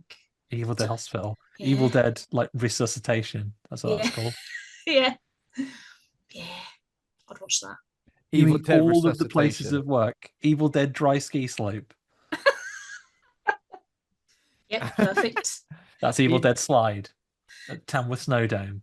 Oh, Ben, Evil Dead Dome Busters down the Evil Dead Swindon. Dome Busters, absolutely. When they got the inflatables out, that'd be even better. Oh, Evil Dead Wave Pool. Evil Dead Wave, that's what it's called. Oh, that's scary, isn't it? I'm scared of that. Yeah. Okay, so in terms of plot, so where do we start? We start Walk me with through this cold open, Ben. this cold open's pretty damn good, I feel like. I feel like it's got a lot going for it. I feel like so originally when we saw a lake in the trailer, a lot of people were saying this was linked to Evil Dead Rise and it was maybe the same person from the lake in Evil Dead Rise, but it wasn't, was it? Is it I not? thought it I thought was. It was. Is that I true? thought it was. Yeah. Yeah. Oh, It's okay. connected to the lake that Oh my I God, should yeah, have of rewatched. course. Should have rewatched. Sound like Jonathan Ross over here. Rewatched Rise. Easy for me to Yeah, say. I should have rewatched Rise as well. I was thinking about that. I was thinking I should have done that. So it is. So it takes place at the same. So I'm assuming afterwards, after the events of that opening scene in Evil Dead Rise. Because the drone is consistent from last one. You see that drone that's flying above them, watching Oh, them? okay. It just seems like a completely different type of like time of year, though, right? Well, it is because she's been hanging around in the lake waiting for somebody I to see. She's been get the daggers or something. I see. She's been chilling in the bloody lake that whole time. Yeah. It kind of made me think I'd love to see almost like a Jaws movie, but with a zombie that just mills about in the sea or in the lake or in a river. Do you know what I mean? Just like a constant river dwelling undead monster. Evil Dead : Worst Things Happen at Sea. Yeah, I'd love that. Evil Dead on an oil rig. Come on. Oh God, yeah. Yeah. This is all good stuff, mate. This is all good stuff. So essentially, yeah, it's two fishermen.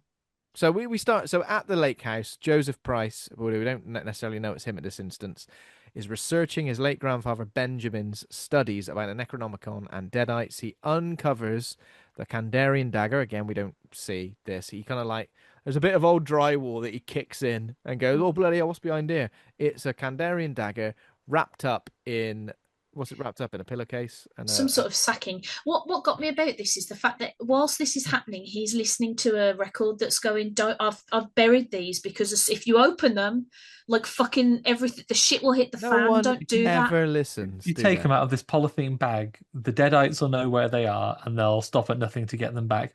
They will instinctively know they're out of this bag, but they won't be able to pinpoint them. Exactly. So, like, why take it out of the bit, you dummy? But no, everyone. I know we get a little bit of a play on that, reading out the words because, when you read something written down, it's very rare that you read it out loud unless you're reading it to someone else. Very rare.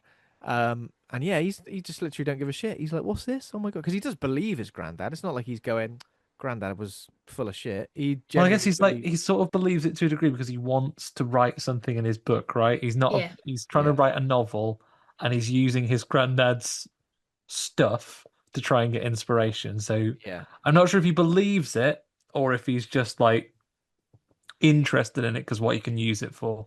Yeah. And that's good because, some people would use ChatGPT to go, ChatGPT, generate me an interesting theme for a horror novel. No, he's gone out to the source, getting physical media, ancient texts. And I would say, to a degree, deadites being unleashed on the world probably less harmful than massive data centers. Yeah, I think so. Because it's quite contained, isn't it? Oh, Yeah. a family are going to get done in, but apart from that, be all right, wouldn't it? And the deadites, in a way, are their own type of biodiversity. They're, I don't see a deadite. I mean, imagine a data center near that lake. Slurped it bloody dry, mate. Wouldn't see water for shit.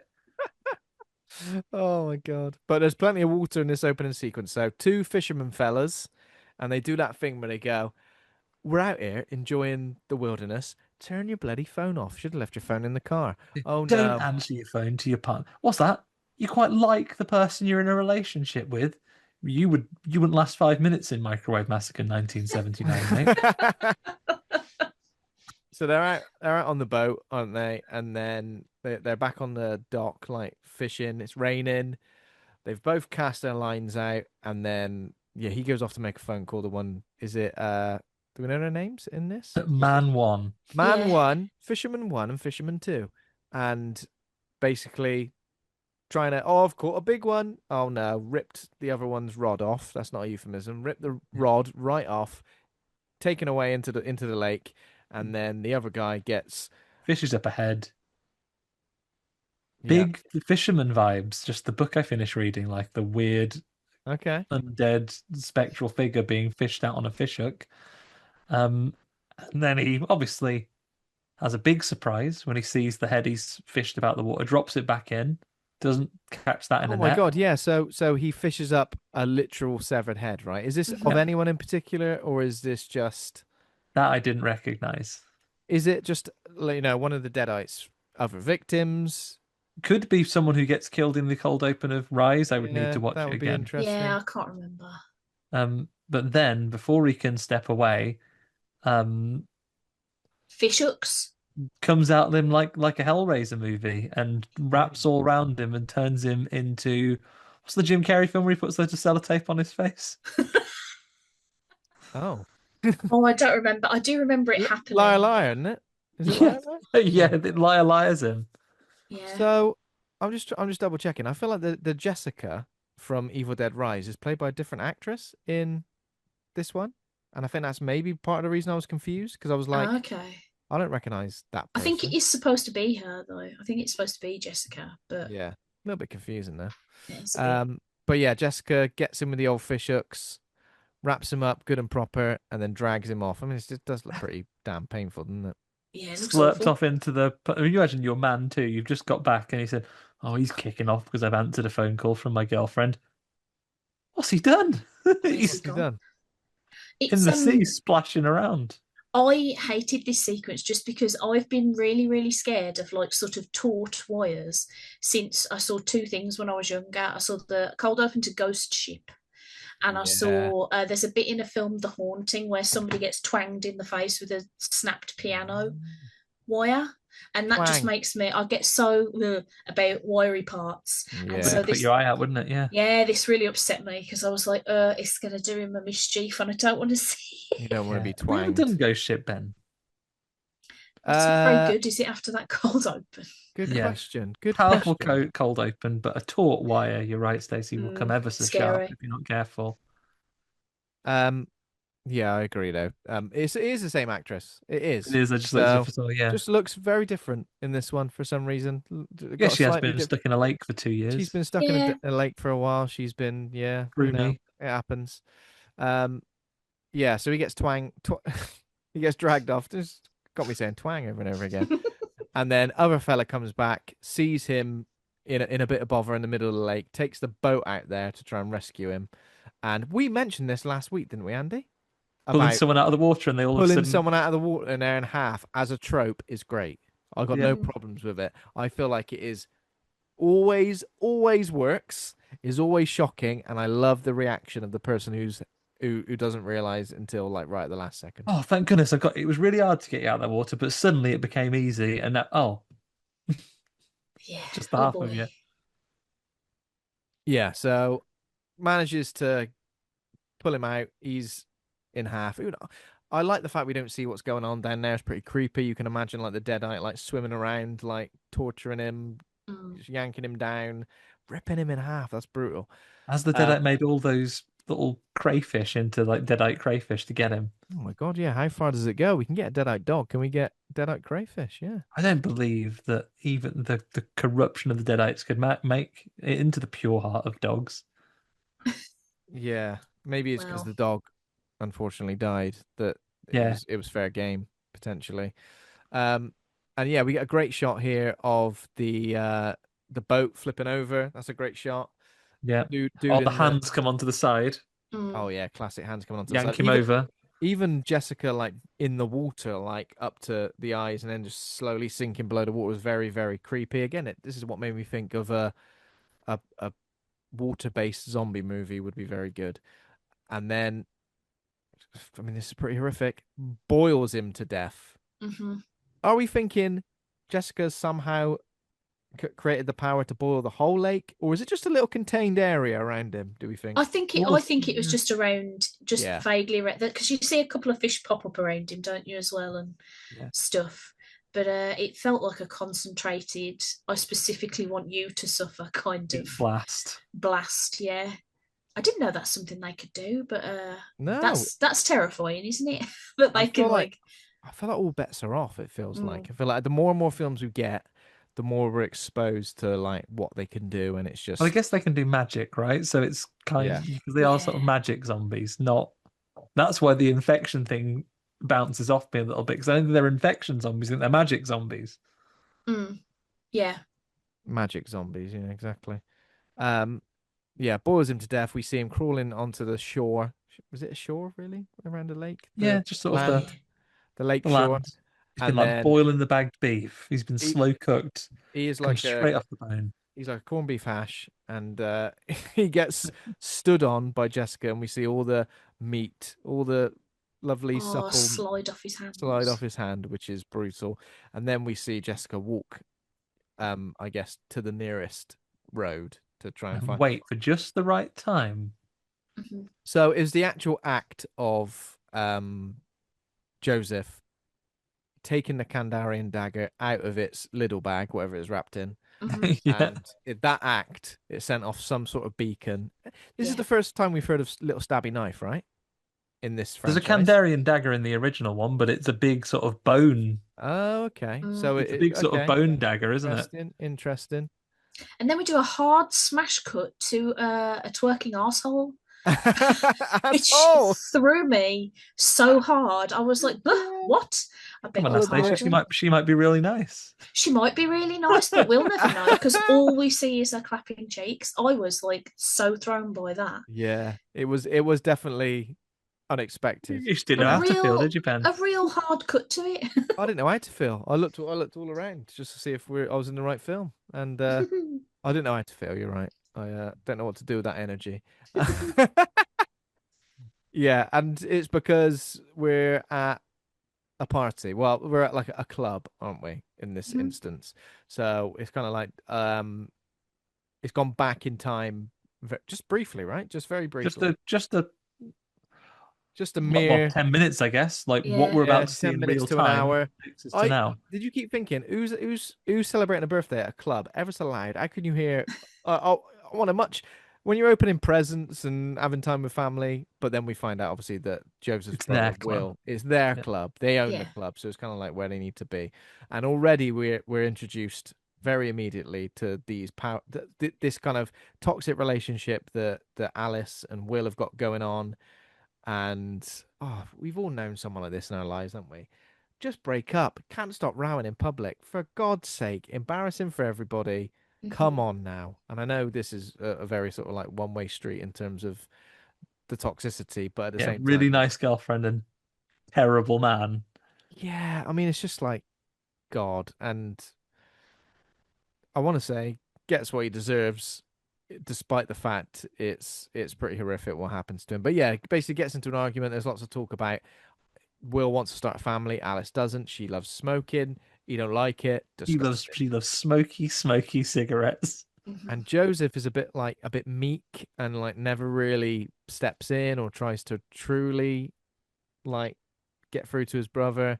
And his girlfriend is who's his girlfriend? His partner is Look up a name here. Thea? Thea. Yeah, Something like Thea. that, yeah. I get, like their relationship seems all right, I guess, but I don't think we don't really get too deep into it, do we? With those two.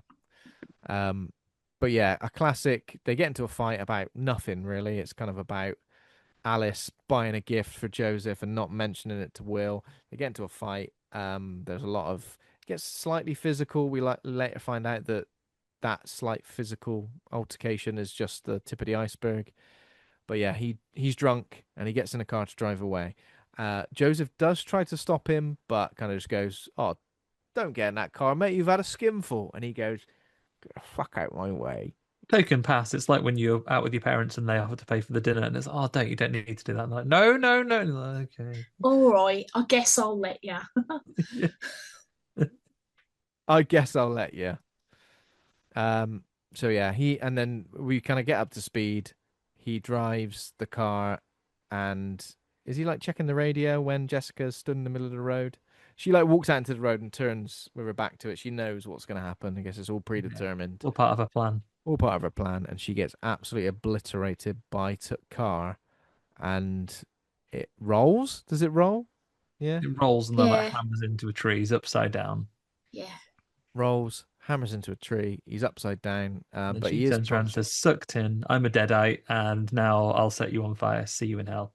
She's a severed head, though. Well, no, we also see her body like through the windscreen, head hanging on by a thread, slowly dropping off and rolling down. It's pretty gnarly. It's pretty messed up, I would say. It's really, it looks really cool. It looks really good. I was a little bit disappointed though, because I've always liked the energy of the earlier Deadites with the like maniacal laughing and the just straight up, bastardry. Like cackling voices. Yeah, and I was sort of hoping to get a bit of that from her, but she's just like, "See you in hell," and then her head pops off. And then she goes, have some bloody magic words up, yeah. Yeah. I was a bit disappointed really, because I was sort of hoping for a bit more sort of silly malice, I guess, which is something I enjoy from the earlier movies. But I think this one's definitely got a different flavour, hasn't it? Yeah. Yeah, it does. It kind of like it leans into it a bit, but like not. It kind of just hints at it. It's not super. The kind of the malice is there, but it's like really nasty, isn't it? It's not it's vicious. Not playful. It's not playful. No one's having a good time, really. No moose heads are coming alive and having a big laugh at you while someone else pops up and down from a trapdoor saying "Dead by Dawn" over and over again. Yeah, someone does say "Dead by Dawn" in this film, don't they? I don't remember. Maybe. I think someone does. I can't remember exactly who it was, but someone says "You'll be dead by dawn." I think it's towards the end. I might need to remind myself, but yeah, that was a nice little throwback. Did you see the picture of Bruce Campbell as well? He's the granddad, isn't he, in the photos? He's the granddad in the photo. He's on the wall, isn't he? Yeah, it was good. I liked it. It's always good to look out for. Is he in Rise in any format? Isn't he like a voice? He's a voice. Yeah. Yeah, on the recording for eagle-eared listeners, on the recording when they talk about reading from the book, you hear Bruce Campbell's voice like shouting at them, telling them not to read from the book. Yeah, exactly. Yeah, and that's kind of everything that sets things up. Will burns to death in the car wreck. Jessica recites a passage from the Necronomicon and basically passes on the Deadite possession to Will, who essentially becomes like a kind of final boss Deadite, but also looks a little bit like, when he turns up later, looks a bit like Imhotep from halfway through The Mummy when he's only got a couple of body parts. Him versus sort of a slightly regenerated T-1000. Yeah. Apparently it wasn't full CGI. Apparently it was physical. It was practical effects and a bit of CGI. but I feel like the overall look is very CGI. I wasn't particularly Yeah, I liked enamored like the by it. gnarly sort of blob creature we got. Like, I know we don't need the same one every time, but Yeah. I I think for me, it's the lack of tactileness. I like my movie monsters to look like I could poke it and it would slap me in the face. Yeah. And I think, when you get to the section where she's sort of like drilling him in the chest, it doesn't feel like anything's happening to anybody actually. And it sort of took me out of it a bit because it's like, well, it doesn't look like a real. Nobody's getting drilled here. That sounded. No one's Don't getting take that no out of drill here, are they? context. Definitely not in this movie. yeah, but he won't be back for a while. We aren't going to worry about him for now. But first, we need to worry about his funeral, Funeral. and Yeah. we kind of go in there. I think like it's made out from Alice for straight away. She doesn't really want to go because I think she's come to terms with the state of her relationship, mixed with guilt by the fact that she told him to go to hell just before he literally died in a fiery inferno. Yeah. And that it's made clear that she doesn't have a great relationship with the rest of his family. Mm-hmm. But what I imagine is days from the accident, they're going to his funeral. Yeah, it is pretty much date. And again, not much of a relationship. It's kind of like a non-existent relationship she's got with the family, hasn't she? And again, it's like Yeah. one of those toxic family situations where no matter what their lovely son does, he's an angel in their eyes. Treating him like, yeah, Yeah, this was another bit where the film threw me a bit because I couldn't fathom why they didn't like Alice, but they didn't seem to mind Thea. yeah, Was that because they weren't that bothered about Joe as a son? Like They cared he about was him a the bit shit less. one. Like they Or were are like, they whatever he does, he's fine, I guess. yeah. I But think like Will's like Will's the kid, you know what I he's are like the mean? they golden married or are they child. a Yeah, couple? I'm not yeah, sure not sure. Yeah, actually. not sure about that. Because when she kisses him in the first, she goes, "Oh, don't go stealing my boyfriend." She's only joking. She's not actually jealous, but like, I think she describes him as her boyfriend Oh, okay. when Alice kisses him. So maybe they're a So, younger couple. so maybe like marrying into the family is considered, and again, maybe because she's French. I don't know. Mm. You Yeah, know, because he does talk about how he loved French cooking, and then he came back with a French wife. yeah, Is it because she's considered an outsider? considered Mm. an outsider and almost like Will maybe kind of treated her like a possession in a way, and like for that reason they didn't She take the hasn't given them relationship, grandkids Yeah. yet. didn't I take that relationship do particularly seriously. Yeah. I do wonder as well if they like eloped because when they show you clips of their wedding video later, it only appears to have Will, Alice, Joe, and Thea in it. Like there's Mm, no, I that's don't true. remember seeing any other family members there or anything. Even though they say it, they got married at the house, didn't they? In that weird little Yeah, because the gazebo little that's pagoda outside. thing, yeah, Yeah. little bandstand. Oh well, Weird now little, I'm confused. weird little brown gunk house, leaking I Mm, brown. I guess guess it's 24. that might just be a case of hiring less actors. yeah, true, could be. The funeral was an interesting one for me because I feel like this was where they were trying to lean into a little bit more comedy. But I don't know if it felt earned to me. So Yeah. the joke of it sort of was that there's construction going on next door, and so the funeral keeps getting interrupted by like the sound of a drill when they're Yeah. trying to have lovely memories about Will. And I think again, it just I don't know if it's the aesthetic or something, but it didn't feel like the right kind of humor for what was mm, going on in the movie to me. it Got Sam felt to Raimi me. about it, right? Like it's got like the sort of thing you would see in, like an old Evil Dead, like Drag Mm. Me to Hell.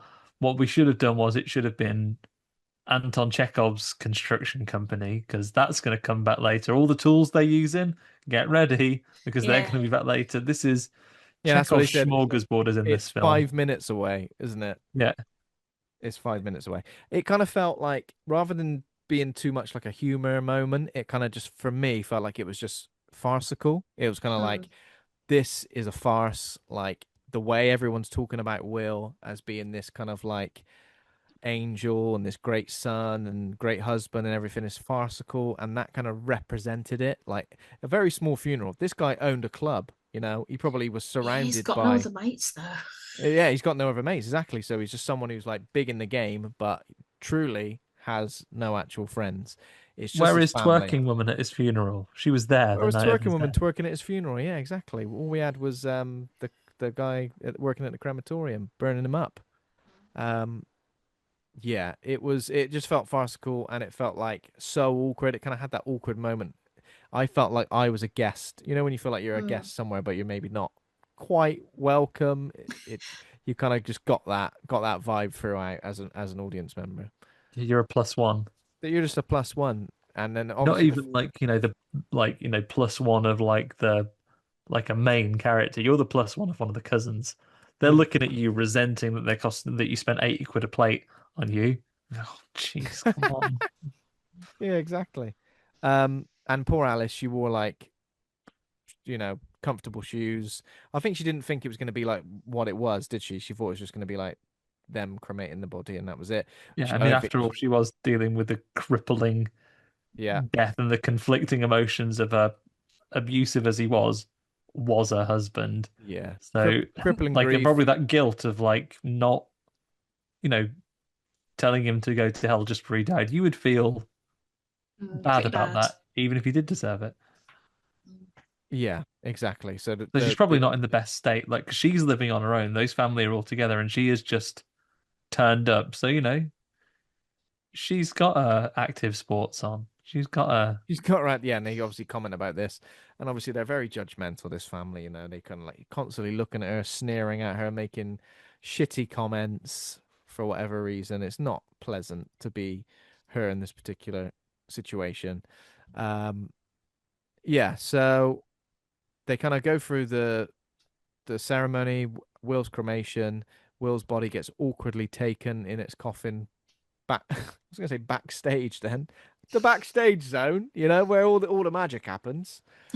To basically get cremated, and this is where Edgar goes back. That guy's listening to his bloody rap music. Listen to his rap music during a cremation, and I feel like you'd have to, because you'd get a bit.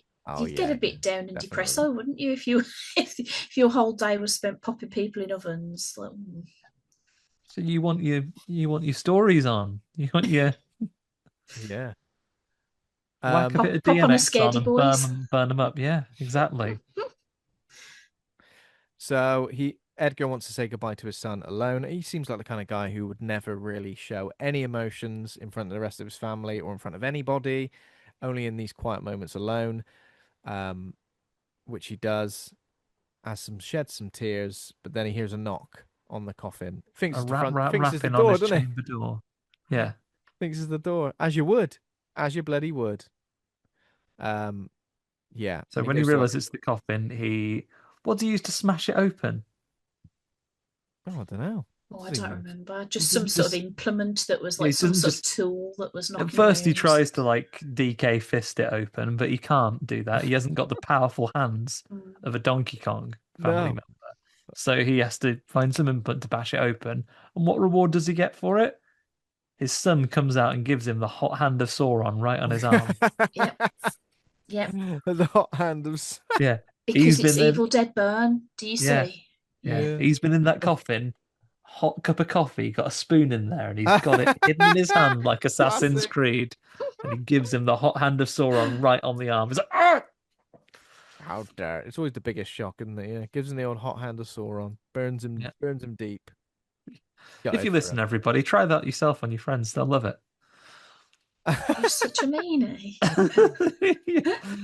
That is, this is one of my. I don't guarantee a lot, guys. I don't promise a lot, but if society doesn't get better, if we do get mandated back to offices, I'm hot hand of Sauron in the most important person I see.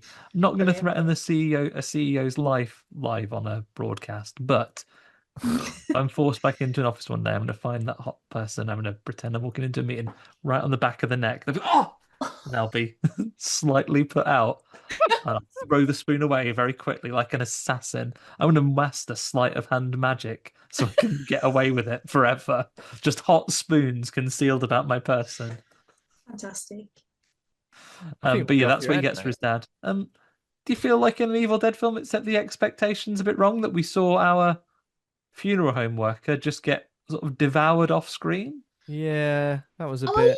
I was a bit thrown by this because nobody else seems to notice, including the other person that works at the crematorium, because we go back there in the post-credit sequence, I assume after the events of this, because she talks about having to hire a new cremator. So, like, oh yeah, of did course. he get like exploded across the room, and then she just walked in and was like, "Oh bloody hell, where's he gone?" and just scooped up the bits and carried on? Like, maybe they replaced him in the coffin. Yeah, potentially. maybe Covered it up. Just in case there was a weight discrepancy. You know, this coffin's bloody empty. Just pop him in the oven. Don't mind if I do. It's been smashed open. Don't worry about it. Absolute carnage. He's been bloody Jesus. He's come back, hasn't he? Oh no, get in. Get in there. Okay, so what happens next? Then we go back to the family home, essentially, don't we? So yeah, where sadly a slight lack of maintenance and not throwing away Granddad's rubbish has caused it to rot into absolute ruin and become the Baker House from Resident Evil 7. Yeah, it is the Baker House from. It's just damp, dingy. Everything looks wet, moldy, like it could just fall apart. You could smell that house from looking at it. You could definitely. I wouldn't spend any time in that bloody house. I'd be like, is there anywhere else we can go? Go to a travel lodge or something, because this is absolutely disgusting. You know what you're getting with a premiere in? Consistency. Yeah, consistency. Exactly. Yeah, cheap. It's good enough for Selene Henry. If I was Alice as well, I think I would have just scarpered anyway, because they clearly hadn't anticipated her being there, because they had to suddenly start setting up a bed in the sort of shitty windy loft, which is why the mom starts getting cross about all the granddad stuff still being there. Yeah. And I'm like, do you know what? I don't think I want to sleep on this bed of dust in this drafty attic. No. I think I'm just going to take my leave of the situation. You don't want me here either. So I'm just going to take my leave of this situation. I'm go and have a smoke. Back to stay with my nice dad in France. Yeah. I think there's plenty of opportunity to just, she's kind of just there out of being, but she's being polite, despite the fact they clearly don't want her there. She even mentions a few times like that they don't, she doesn't want to be there, and so she should take her leave. She should, but she doesn't, unfortunately. So we're in kind of Edgar is slowly succumbing to the deadite possession. He's getting ready to do a bit of gardening. Bloody hell, you haven't filled it up with petrol, you silly sod. Get the fuck away from me. There's that bit. He's about to do the gardening. Just after the funeral of your eldest son. Get on the gardening, will you? No, wait till the day's a bit nicer. Wait till the grief's died down a little bit. Wait till you're not possessed. One of all the problems I see with the house, weeds isn't one. Well, no, I think that's that maybe you should sort out what looks like a big hole in the kitchen ceiling, perhaps. Perhaps that's step in the one. Kitchen ceiling, yeah. Grim. It is entirely grim, isn't it? It's not a nice place to be for anybody. And there's so many sharp implements around for that man to be thinking of a stabbing with. If you didn't know, sorry, Andy, go on. Because that's where he almost first succumbs to it. He goes into the basement or another room, and then hears a voice in his head going, "Give yourself a stab, why don't you? Give yourself a wee stabbing, would you?" Yeah. And then, at the cost of some dishes, Alice does stop him. Yeah, Alice does. She's kind of walking through trying to balance these dishes. As soon as she sees him trying to cut himself, she just drops them and stops him. And when she manages to stop him, he says, "Don't tell me, wife." Just like that. He bloody Norman Osborn's "Don't tell Harry" about this terrible leak. I mean, no, I owe you nothing. You're a piece of shit to me all the time. He was just trying to top himself in the other room. Yeah, there is a moment where he starts berating her at the dinner table, and I thought, grass him in.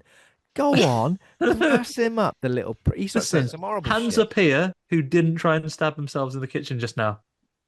If I'm completely honest, I'm not 100% sure if I was Alice, I'd have stopped him. I'd have just been like, you know what? This isn't my circus. These ain't my monkeys. Exactly. 100%. I shouldn't have to deal with this shit. No. Just I've paid my respects. All the best.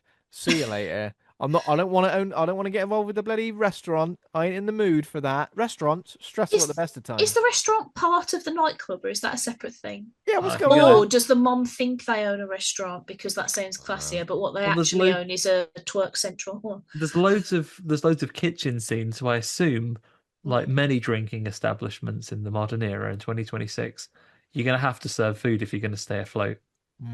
Yeah. Maybe they've got chips in the chill out room. You can have them. Maybe. You're gonna have to serve a triple decker sandwich while getting someone twerking in your face. Yeah. Yeah. Delicious. If someone's twerking on one side, you're going to want a bowl of nachos. Horrible saucy fingers. Nacho hats and dip all round. Oh yeah, absolutely. So yeah, then we're having a family dinner, a tense family dinner, and I guess these are where the comparisons to Resident Evil, Resident Evil 7, are kind of there, because we got the house, the set, just the washed out color palette of this. The wheelchair bound grandma that doesn't say very much. The wheelchair bound grandma that doesn't say very much, or when she does say much, I guess it's treated in this film like gibberish, or just ignore her. Edgar, just ignore her. Just don't even look her in the eye, for fuck's sake. Not just that, but also the kind of mold, the mold in the corners of the house. That's kind of Resident Evil 7-ish. And also this dinner table scene is very much like that. Obviously, you do it through the eyes of Ethan in Resident Evil 7, and it's obviously probably 100 times more gross, but the vibe is definitely there. You know, you're sat around this table with all these various characters who've all got a very twisted and different view of what the family unit should be. We're a bloody family. We should all sit down and have dinner, even if we fucking hate each other. That sort of toxic attitude, which is pretty horrible. Yeah. Yeah, this was one of the scenes in the film I really liked, because I think it really dealt a lot of tension without immediately going to the gore. Like there was a lot of sort of you sort of got the feeling that anything could happen with any of them, regardless of their deadite-liness. And I liked the fact of Alice trying to sort of get the corkscrew away from Dad, and like all the tension around, because how many implements were on that table that he could have gone to stab him with, and all the sort of subtle ways they were trying to keep him away from that. And I really liked this scene up until, of course, he stabs a dog in the face with a knife, with a fork repeatedly. And poor Max. Yeah, I mean, Max is sort of fussing over him because he can blatantly tell that something's awry with his owner. And like I say, I mean, in my mind, I sort of, like, I don't want to see violence against animals, but I had a suspicion that it was going to happen in this film, and I suspected he was going to like punt him across the room or something, like get the fuck away from me, punt. But what he does do is really mean, and I was very glad they cut away from it quite quickly, because I didn't want to see that, because it just felt unnecessarily nasty. Like the tone of it was abusive, and I didn't. There was a lot of. It was very mean spirited. That was probably the most mean spirited moment of the entire film. But I think there were plenty of other mean spirited moments, of committing these terrible acts against those that you're supposed to be closest to and that you love, but also like almost like reveling in it as well. I don't know, it's possession and deadites and all that stuff. Yeah. I think this is one of the places where I started struggling with this film, because I don't think the domestic abuse, like the spousal abuse plot, is developed well enough or even discussed well enough to let it off with the amount of times that people say, I bet you bloody enjoyed it, didn't you? When he smacked you around, bet you liked it, didn't you? Because they did that a lot. And I thought, like, yes, that is something 1,000% that a deadite would say, because deadites are assholes and they're trying to upset you and roll you up, and they're horrible things. But like there's never any like counterpoint to that in the film, and I think that's where I struggled, because I don't mind a mean-spirited film, and maybe I was looking too much for something closer to an Evil Dead, like just a hint of camp or a hint of silly. Maybe that was my fault. I should have adjusted my expectations. But it did feel to me that this movie was just nasty a lot of the time. And I mean, this coming from somebody who watches a lot of films that are extremely gory, and that doesn't necessarily bother me. But it felt, like I said, I think the tone of the film overall was just abusive, and that didn't gel with me, because it didn't feel like there was ever any let up from that. Yeah, I know what you mean. I didn't necessarily think of it like that, but I think, I guess that kind of campy nature, that fun nature of Evil Dead, we haven't really had it since the trilogy, since the original trilogy. I mean, I think you get a bit of it in Rise. Like the Scuttle Monster, I think is very enjoyable. Like that's fun to me. I don't think there's any fun to be had in this movie.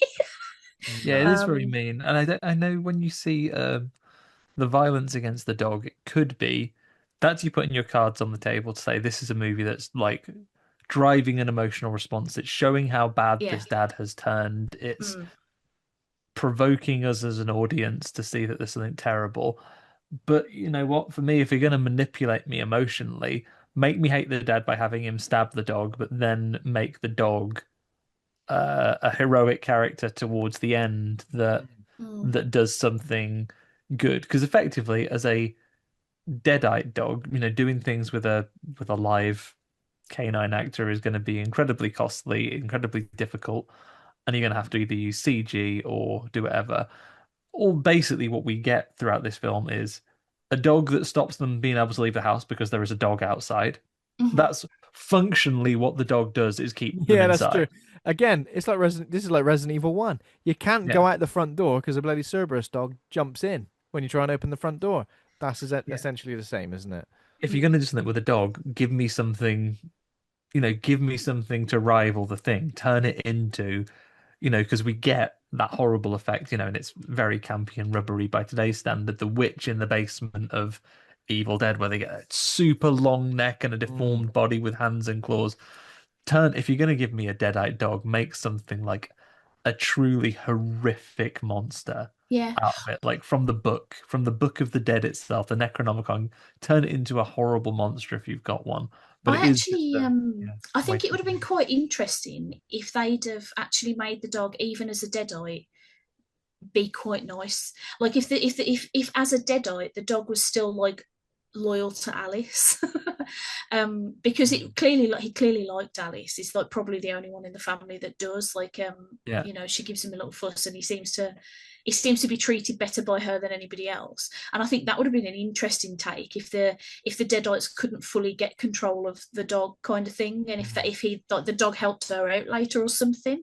Yeah, I you Or don't bring know a even anything other monster. than what we got, which was just sort of a bit of a vaguely vicious dog later. Yeah. I feel like Okay, even like if the dog, like maybe even in deadite form, Edgar was still mean to the dog or abusive, and maybe at one point the dog just went, you know, I've had a fucking enough of this, and just like ripped off his arm or something like that, or Yeah. did Something like does something that. in a key moment where we think, oh no, our hero's gonna die, and then suddenly the dog turns for Or whatever reason. we could have had that other bit like we heard in Grandad's notes when we talk about the Kandarian dagger. It talks about how even the tiniest cut with it will cause the demons to Oh like yeah, lose the so body. someone, So there could have been something where you just go the tiniest cut, and then you're able to yeah. bring someone back because it gets rid of mm, I the never demon. thought That that could because have it also never been did an that. It interesting. never did anything other than do a big stab, did Do a it? big stab that mm, would kill you or In someone the who was heart. already dead, right? Yeah. So maybe use it on someone who's possessed to turn them back to normal would have been an Yeah, interesting I thought that was what they were going to do with handling. it. I was a bit confused as to why they didn't do that at any point. But the mm, brakes on this film are off now. This is happening. Yeah, the mhm. brakes are officially off, and it does kick off like pretty quickly, doesn't it? Obviously, with what happens to Max, Edgar, uh, they try and drive Edgar to the hospital. What happens to Because Edgar? That Lee basically conks out, doesn't he? He he is. basically conks Yeah, out, and they've gone, "Oh, we got to and get him to the everyone's like, hospital." he's gone mad. He's let's gone let's mad.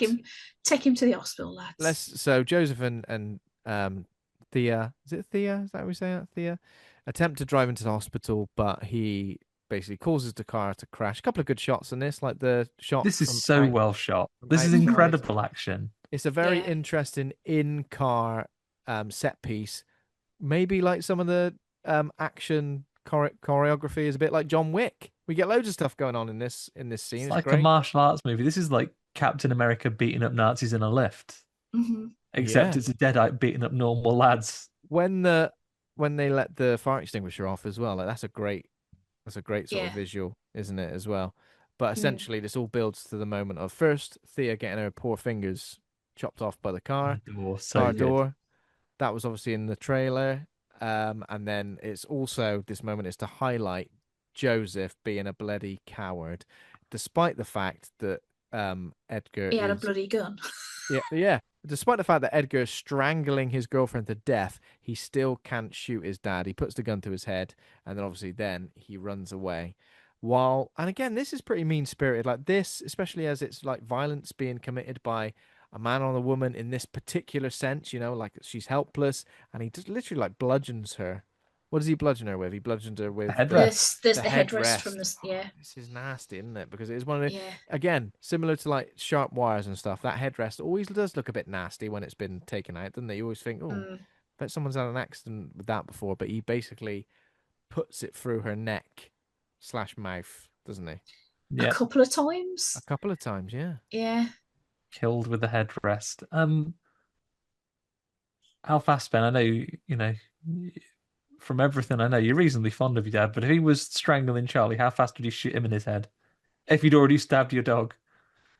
Oh, he wouldn't. I wouldn't even be taking him to hospital. That wouldn't even got in the car yet. He'd have been the one. I'd have been taking the dog to hospital, and he'd been buried out in that dirt. Exactly, because they do a fast track of burying for him as well, don't they? Bloody hell! Yeah. Straight in the dirt.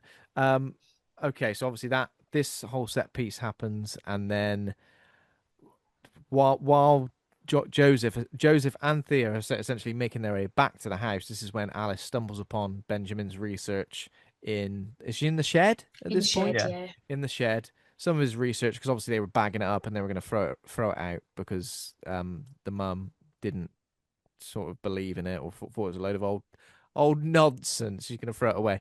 She nearly reads from the Necronomicon, but it doesn't matter, does it, at this point? Because deadites, all bets are off. Deadites are out and about there. Yeah. If she'd read all four, would they have been able to get her?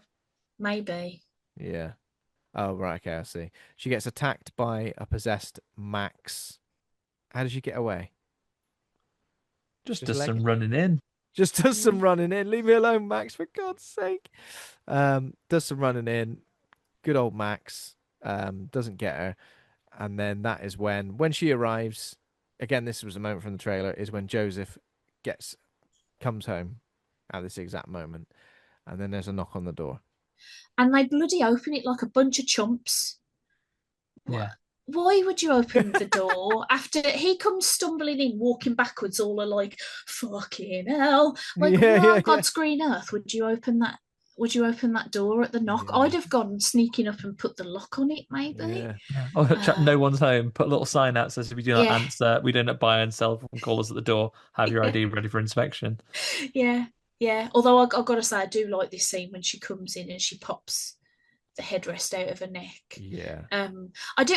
This is another issue that I had, is that I think a lot of the best bits of this film are in the trailers. Yeah. That part and the part a little bit later where you get that sort of almost wanna of her crawling along the floor while carnage is happening. Like around her. The single take shot type thing. Yeah. Yeah. So they have a big scrap with her and throw her in the basement and lock her in. Deadites, good at a lot, not great at locked doors. No, can't do it. Bad. So I thought they were maybe going to recreate a Deadite in the basement moment that we got obviously in previous films, but no. She did try and do a trick where it was like, I'm just normal out here. I'm normal out here. Let me out, please, please. Didn't work. They get her into the thing is, they get her into the basement pretty easily, and when she does get out fairly soon, she is much more of a threat in this form than she was at the start. It just seemed like it was Thea, just a bit possessed, but then I guess the Deadite possession has really taken hold of her. This is what I like about when we get an Evil Dead film. Obviously, there's weapons. I think when you see fighting in an Evil Dead film, what I want is like deadites that just do big fist punches on you and like do like wrestling moves on you. It's like fighting when you're a teenager with your friends. They're gonna do a pedigree to you onto the fireplace or whatever. To really I want to see a deadite take people to Suplex City. Yeah. Brilliant. That would be pretty good. Imagine a deadite Brock Lesnar. Oh, Evil Dead wrestling. That's what we need next. Evil Dead Slam. Yeah. I'd watch that. I'd definitely watch that. 100%. So yeah, after they manage to get her in there, what happens after this? Well, she tricks Grandma into letting her out. Goes, I want to return what I stole because everyone else is stacking the dishwasher badly. Mm-hmm. Yeah. and So not getting the fuck out of there. yeah. So I think There's a dog keeping you in now. they tried to flee. I think just before this they tried to flee, but this is when we get the shot of Edgar looking all hard and nails in slow motion with his glowing eyes, and then Max there as well. And then he uses the gun that obviously Joseph couldn't use on him before, which makes me think even if he did that, it wouldn't have helped. And shoots himself in the face like what 3 times? Yeah. While they all Yeah. watch on, shoots himself in the side of the head, under the chin, and then like across the jaw, Across and the chin like and the other way. Yeah. yeah, basically to say I'm bloody indestructible now, and that causes everybody to sort of retreat inside, doesn't it? But What the essentially, Deadites aren't very good at is that they will shout, "Where is it? Give us this thing. Explain what you want." explain what you want. Yeah, don't do the Batman. Where's it? I It's don't know. Swear to me. it is kind of weird that it's again. This is the first time we've seen the Deadites not just causing carnage for the sake of carnage, and actively wanting something, which is to find this dagger that can apparently stop them being possessed. I don't know. Would the Deadites really care? Because surely, if someone you'd possess got unpossessed, you just move on to the next person, wouldn't you?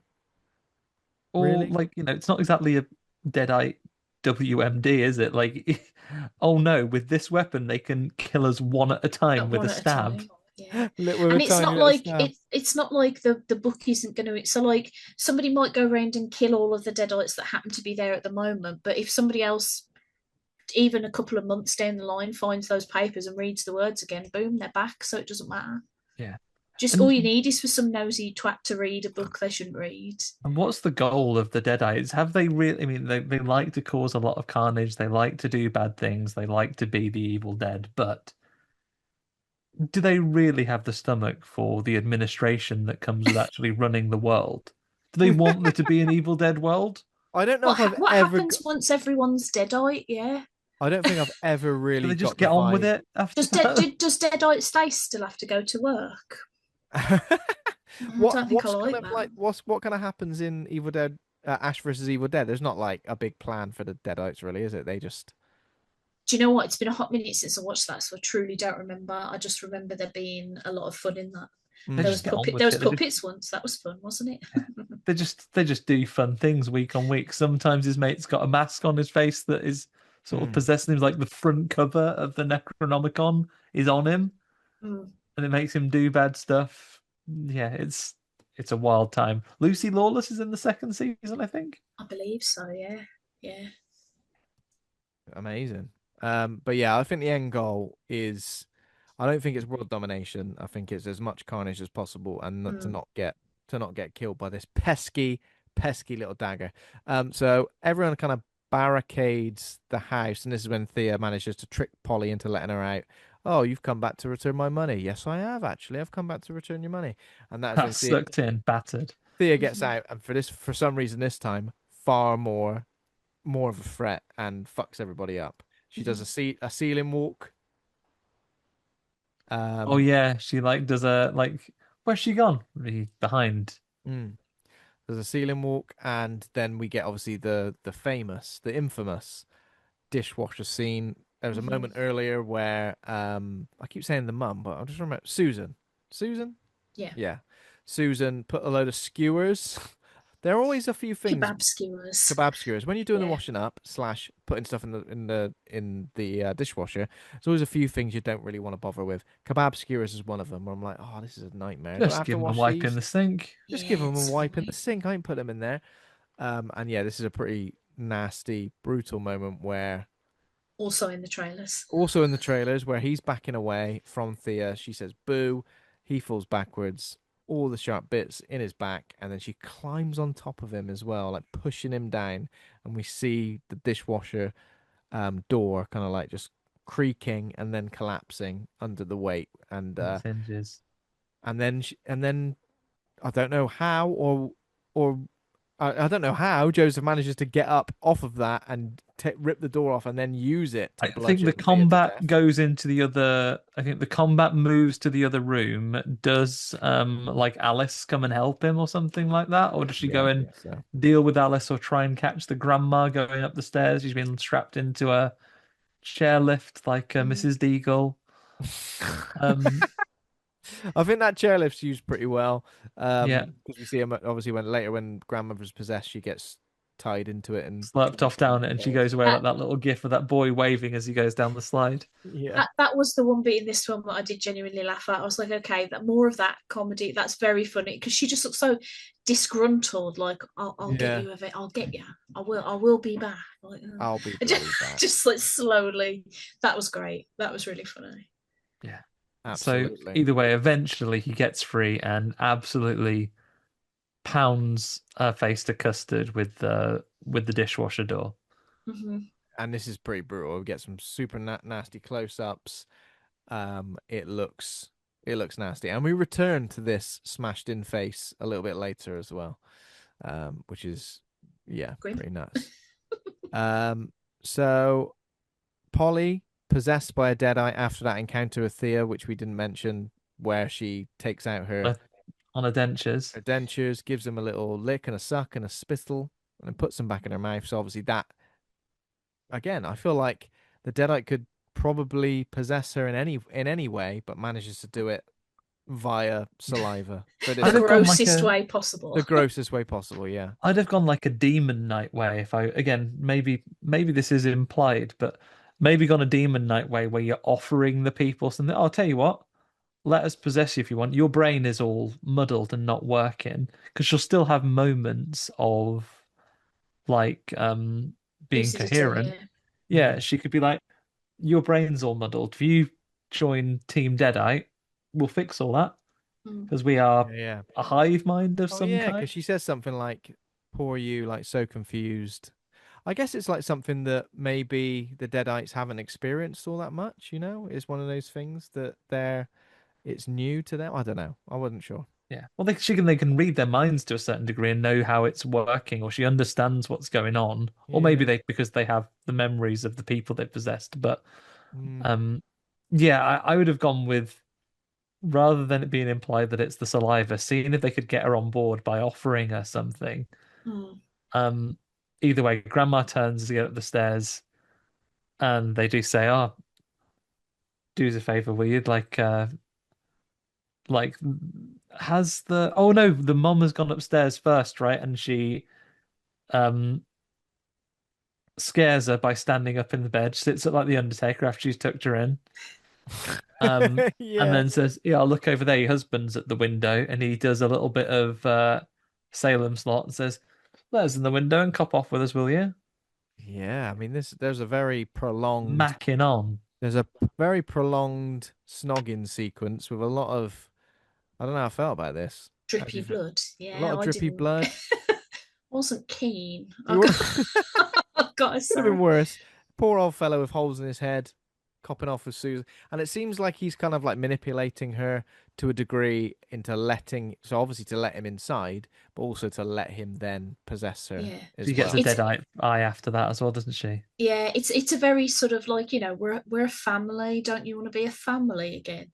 And there's a lot of that, isn't there? So there's a story earlier on which Susan tells Alice, where she's like, I had a career essentially, but then I gave it all up to be a mother, to be in this family. And Alice says, "Oh, that's a shame." And she's like, "Well, why is it a shame? Like, I've got everything I want and my family." Again, that toxic idea of family is everything, that the family unit is everything. Yeah. No matter how much everybody hates each other, that family is ahead of everything. Blood is thicker than water, even though apparently that saying is actually the wrong way around. It's not great. Say, Ben, blood is thicker than water, especially if you're quite dehydrated. Bloody hell. I'd rather have a slush puppy, if you ask me. So she's trying to convince... she goes downstairs, tries to convince Joseph to tell her the location of the dagger. He's giving it the what? I've never even heard of any dagger. The dagger? Nah, I don't know. Dagger, what's that then? And that is when Edgar does his full Jack Baker, throwing people into ceilings, into walls, onto the floor, basically smashing but he does go a bit Batman, smashing the living daylights out of someone in order to get something you want. Tell me this piece of information. I don't know. I'm gonna smash you to bits. Smash your head for a wall. But it's been a wrestling heavy context, man. It's been a whole Stone Cold Steve Austin fighting Booker T in that supermarket. It's been just like that, yeah. It has. Having a big old swig of milk. Uh, tell me you didn't just say that. And this is where we get to see that scene again from the original teaser trailer, that sort of prolonged single cut scene of Alice crawling around on the floor while the carnage happens around her. It's done quite well though, because I think when I first saw that scene, it looked like there were absolutely loads of deadites in this instance, but essentially there's one just kicking two people's asses. Yeah, that was one of my favourite parts of the film, I think, because it's like she's so desperate to get away, and yet there's where do you even go? Like, how do you even get away from any of this? And I just think the camera work there is really good. There's a lot of camera work in this that I liked a lot. There's some very Raimi-esque sort of wonky rotations, and you know, like sort of whizzing through forests or above forests and stuff that I really liked. I'm glad that they included them. Yeah, me too. And there's a great shot later where you think you're watching the actual action, and then you realise you're looking in a mirror when she gets her face like cracked into it. And I thought that's classy. I like that a lot. That mirror shot in Contact. Do you remember that famous I've never mirror seen shot? It's like a famous mirror shot. Is it Contact, Andy? I might be getting it wrong. It's definitely Contact, the one Jodie where Foster. she gets a plan to make an alien telescope transport thing. Yeah, that Contact. I think so. But there's a shot in, it's in Contact where someone like runs through a house and then leans towards like a mirrored cabinet and opens it. But it's like it's the same thing where the actual whole shot is taking place in the mirror, but it kind of like tracks through the house. It's really interesting. But it was achieved apparently without CGI. It was just like meticulous planning and Steadicam. That's so good. Cool stuff with mirrors. Though now I've been eternally spoiled by the Key and Peele sketch where he's pretending to be the serial killer. It's like, so did every time he points the gun at him. Oh yeah. Yeah, that's good. Am I a reflection or am I? I'm holding you by the lapel. Just say that you're not sure if it's me. Yeah. So good.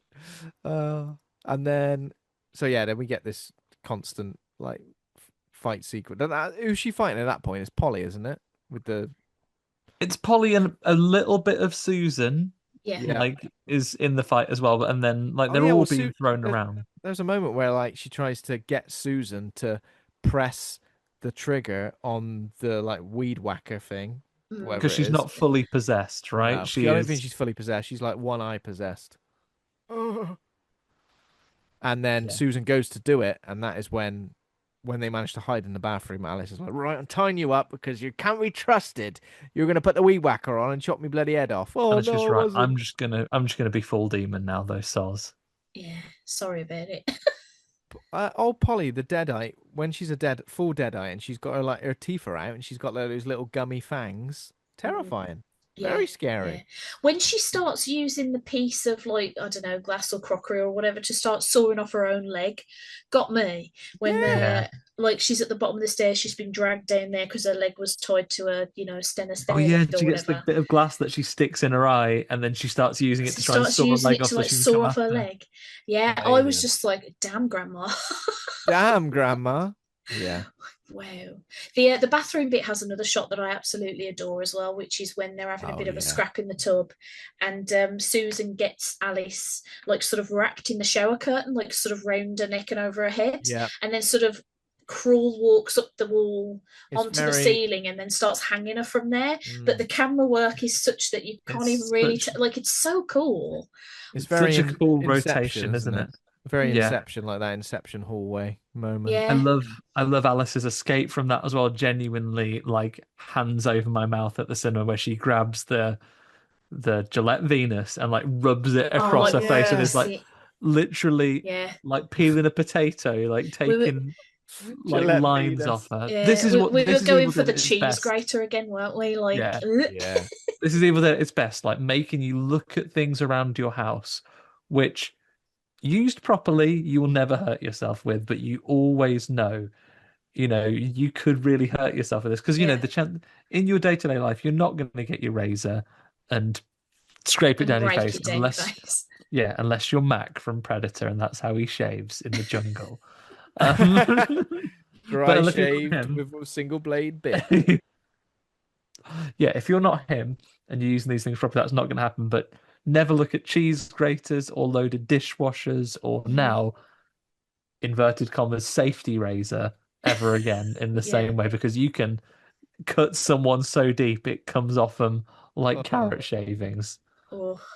Yeah, not pleasant. What film did somebody use a potato? Oh, it was Weapons, wasn't it? Like a potato peeler or something. Oh, is it weapons? It can't sounds really remember. familiar. I think it Yeah, was it in does sound- Weapons. I'm gonna have to have a look at that It does later, but sound I'm familiar, I sure. can't Yeah, that remember. was grim and all. But yeah, the bathroom sequence here. I mean, the thing about this film is that they're really not shy about just blood everywhere.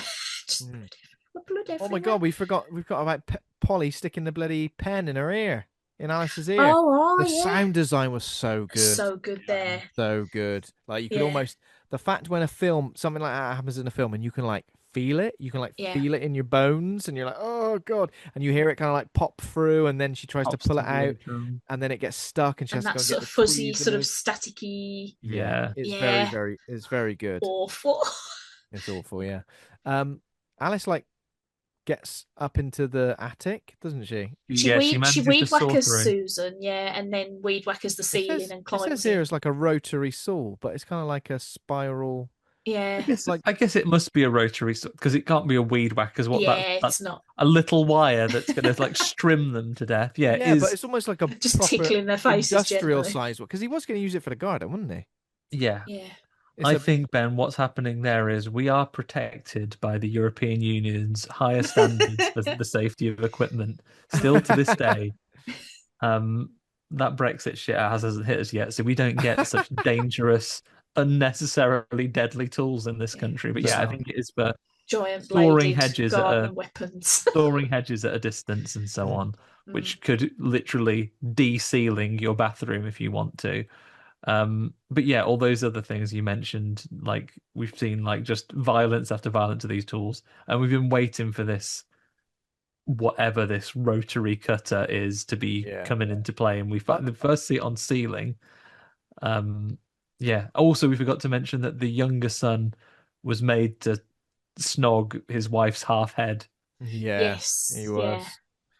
He did to be fair, he is a coward, but he did a pretty good job of not telling where the dagger was, didn't he? Up until last moment. It's a lovely Scaredy Boys reference. He has his 30 seconds of courage. Yeah. Yeah. 30 seconds of courage, that's what you deserve. Yeah. There he goes. How about I give you the finger and you not have the knife? Yeah. And then he just beats the shit out of him. We forgot that Alice did try and confront Susan about her son Will's abusive past because obviously she was totally in denial. She knew that there was like she had a scar on her stomach from hot water, and she was like, "Oh, it's an accident." But obviously we see a couple of milky flashbacks which show us it wasn't an accident. And she admits that she got hatred for Alice for whatever reason. And again, like there's so many nuanced things here and about the relationships between the family that it's almost like sometimes you get that, don't you, in families where there's like a bit of jealousy sometimes between mothers and sometimes fathers, and if their son or daughter is in a relationship, they're almost jealous because they're like, the attention is now, they're directing their love and attention on someone else, so I kind of hate you for it. So a lot of that they obviously haven't confronted and obviously never will because they've always kind of buried it behind it. It was like something you were never going to confront. Because it talks, I think what I like about what I will pay out on this film is that there is obviously when deadites possess your family, it makes them overtly mean, but there is nothing that they bring to that wasn't already there. Yeah. Like, even look at how, Max, the lovely dog, very, very happy, and then he responds to like the really curt whistle of the dad, and it summons him over to his side, and he has to listen to this like really dominant force. Yeah. And then in that earlier scene before the fight happens at the nightclub where they fall out, as Alice goes to walk away to get more drinks, her husband like does a whistle like, "Don't you excuse me, what?" Oh yeah. Oh yeah, of course. Oh yeah, so those, I didn't realize that there were those kind of like common threads. Yeah, I used to work with a teacher a long time ago who didn't like calling your name across a room. You know what? Fair play. We were working in another country, and like it's intimidating to start a conversation in a second language for you with the first language of the person you want to talk to. And etiquette is true. So she used to click at us like you would a horse to get our attention until we were looking. No She way. and then when you looked around, she go, "Oh, yeah, bless her, good old Jin." She wasn't doing it on purpose. She wasn't an abusive man, but yeah, similar vibes, right? So that we see the sort of dominance that the dad used with the dog, that then his son then goes on to try and use with his wife, and expect that kind of responsiveness to non-verbal commands almost. It's all learned behaviors, isn't it? All this stuff like that. Yeah, those deadites are just making you better at fighting. They're not making you any less horrible than you already were. Yeah. So yeah, obviously Alice goes into the attic, finds the Kandarian dagger. Big stack of knives. She finds a bunch of daggers, doesn't she? And has to keep testing them out on Joe. Again, this is like another trope that we kind of get in horror movies when someone finds a big bunch of keys and like has to like go through all the keys trying to get in. I kind of like that. And again, maybe similar to, we've already mentioned Imhotep, we've already mentioned the mummy, but we remember when Imhotep is coming up against that what's the cowardly character's name who ends up siding with him? Benny, and he's got all of his different symbols and religious artifacts he's got all these different things, and he keeps going through them until he comes across one that works. It's a bit like that. She keeps stabbing. Again, she could have just stabbed his hand, but she stabbed him like in the chest every time. And similar to, I guess, Indiana Jones and the Last Crusade, it's the little shitty looking crappy one, rather than for the what am I thinking of? The little cup. The Holy Grail. Christ, the Carpenter's Cup. The Holy Grail, yeah. So it's essentially at night. She manages to stab him and kill him, but it releases his body from possession. That's good, isn't it? He's probably the nicest of them. He's got problems in that he doesn't stand up to the toxicity of his family, that he is a coward, that he doesn't, feel he can stand up against his dad even to save his wife's life. Yeah. But is not inherently a bad person. And so he kind of has a moment, right? Does he say anything before he falls down dead? Can't remember. I don't remember. No, can't remember. I'd have done a Steve Burnside "I love you" just before I died. That would have been me. Yeah. This is when, so she climbs up onto the roof now to get away. I kind of like this, using the house, like the further you get into the house, or the higher you get in the house, is almost like going through the levels. I enjoy stuff like this in Dog Soldiers. If you remember, like they're smashing through walls to get to different parts. They're past the point of using doors. It's kind of like just like making holes in walls and ceilings to get through to get to the next bit. And again, annoyingly, this bit was in the trailer, but the sort of deadites leaping onto the roof, scuttling on the roof, crawling after her. Yeah, subtle dislike on this. I don't like the look of it. I would have liked I would like them to get some physical stuntmen that were good at like tumbling and parkour to do it. Come on, you're a French director. You must know some people that do parkour. You guys invented it. To be honest, it wasn't that bad because it was only like probably 3 seconds, I think. Yeah, but I think it's one of those things where in a movie where the effects have largely been actually really, really good because they've been a combo of practical with touch-ups and stuff.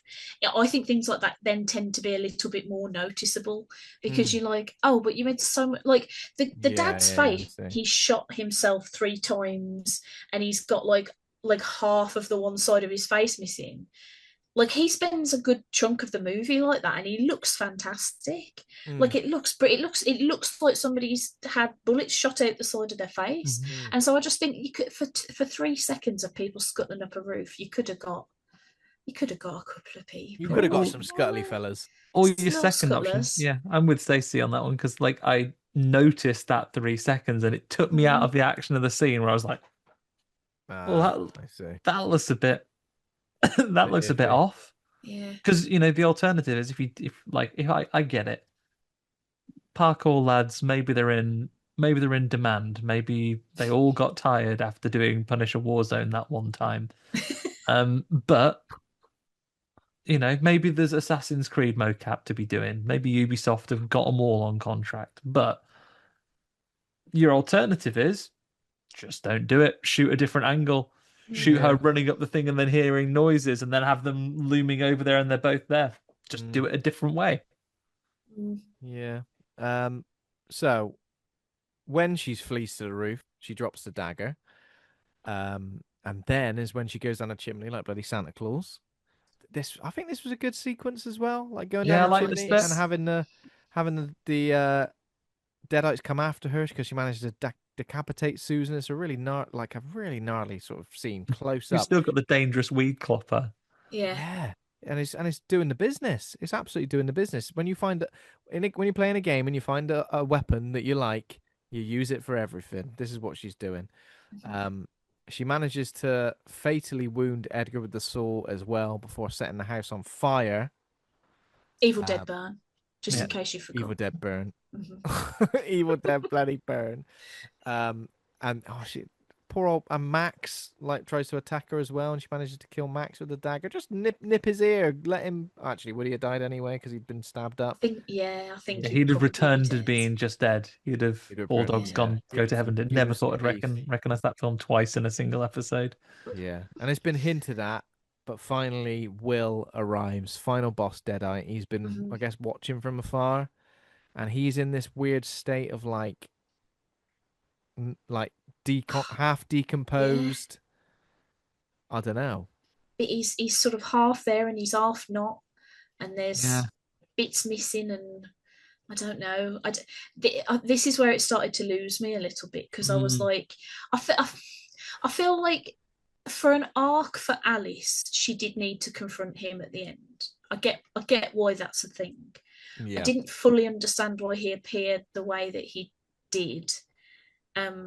Because again, I don't know that the effects were that great in many parts of this sort of final act. I think we needed to have him on fire and constantly be a sort of fire elemental man. Just have him as a horrible charred man. Yeah. The fact is, at the end of Evil Dead Rise, we get all of those bodies merging into one thing called the Marauder. Ellie, Bridget, and Danny, a multi-limbed creature that really does feel like final boss Deadite. The fact that we got that in that film, and then in this film we just get a man who's a bit burned. I feel like there could have been so much more they could have done with it. It could have been. They could have done tons. That whole, I think it was kind of done in Evil Dead Rise, where it was kind of like all of us together as a family unit. This is us all sticking together, essentially. So they could have done something else different with the theme of family. I don't know. Did Evil Dead Rise eat their lunch here with the combining thing? Do you, as you say, Alice needs to confront the relationship with her abusive husband for her character arc. Yeah. But could you have done something that explored the fact that the dad, as this abusive patriarch of the family, is what drove all this in the first place? And could you have it all? Could you have had a husband as like the sub boss who comes, and then the dad actually maybe he has some humanity about him, and it shows that flawed and abusive as he was, and that she doesn't have to forgive him, that he did care for him. Maybe that did kind of cause him to hold his hand even as a deadite, and then the dad, who is truly things like, you've wrecked this whole family, and have him crush them away. I'm not criticizing what they did on that as a story, but I think just visually it wasn't the bang that I wanted for the final there. Had Evil Dead Rise not done that combining, because we can't have every group of Deadites power up like a Megazord at the end. They can't all be like, oh, and I've got grandma's false leg and coward son's arm, and we can't do that. But could we have done something that was just a little bit different about him visually? Because it did feel sort of out of place. Yeah, it did. And obviously we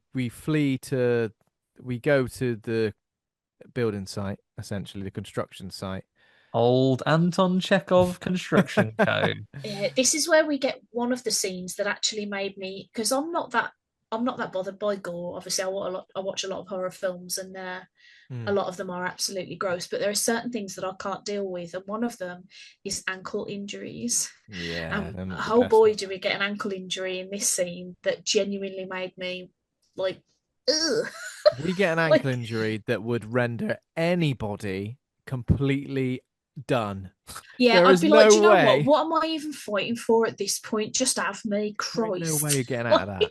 There ain't What would no you be way you're saying? getting out What of would it. you be saying, Ben, if you'd fallen down there? Well, and that like steel thing was like through my ankle. What would you do? Would you phone Charlie and would you say something to her? I think I'd just quietly pass away. It's That's it. come a bit sharp. She wouldn't phone her and say, Charlie, I've pierced my foot on a spike. I've pierced my foot on a spike. Yeah. She's stuck on a spike, and then to add insult to injury, your mate, he says, let's whack this tar on, shall we? Yeah. So I mean, He's like, gonna what is tarmac her. Tarmac her like a bloody driveway, he's gonna. Yeah. Yeah. He starts pouring the hot tar in there like he's gonna tarmac her like a bloody driveway. Yeah, and she manages to like pull her foot off of that spike, which is Horrendous. pretty nuts. I feel like Awful. it's hard to believe, but you know, she does it, and this is when she manages to jackhammer him. Oh yeah, we see like a little hint toward like she's gonna get a chainsaw, right? Chainsaw fake out. She pulls Yeah. 2 wires and the Chainsaw jackhammer comes fake down out, instead of the yeah. chainsaw. I don't know how I feel about that because I did kind of go, "Oh, chainsaw," and then when it wasn't used, I was like, jackhammer's all right. I guess you have to kick because we did get a chainsaw in Rise, right? Eventually. Yeah, we did. Yeah. We did. We got a chainsaw at the end of I think Rise, you're a yeah. bit damned if you do and damned if you don't with that, because there's going to be Yeah. a bunch of people who are going to be like, yes, the chainsaw, and then a bunch of other people who are like, stop doing the same thing over Stop and doing a over. bloody chainsaw. But I don't feel like Yeah. jackhammer was necessarily better. And as you said, it felt like she was just jackhammering any old shit. It didn't feel like she was jackhammering Yeah. like Deadite final boss. It felt like, and also Yeah, less. it didn't feel tangible is the problem to me. So it didn't. It sort of felt like there was like, what damage was that even doing? Because his body was already full of holes. Do you know what I mean? Like it was already What goo. damage? And What damage can you do to Deadites when they can shoot themselves in the head 3 times and live? Essentially, it just feels like unless you can absolutely churn them into like mulch. wood chipper times. Yeah. Well, or maybe, or did I? Yeah, maybe you can regenerate over time. Yeah, so I get it with that one. She just trick him to get it. He goes, "Where's the knife?" She goes, "Ready or not to," style. Wazzes it in the tower. He goes, "Bloody hell!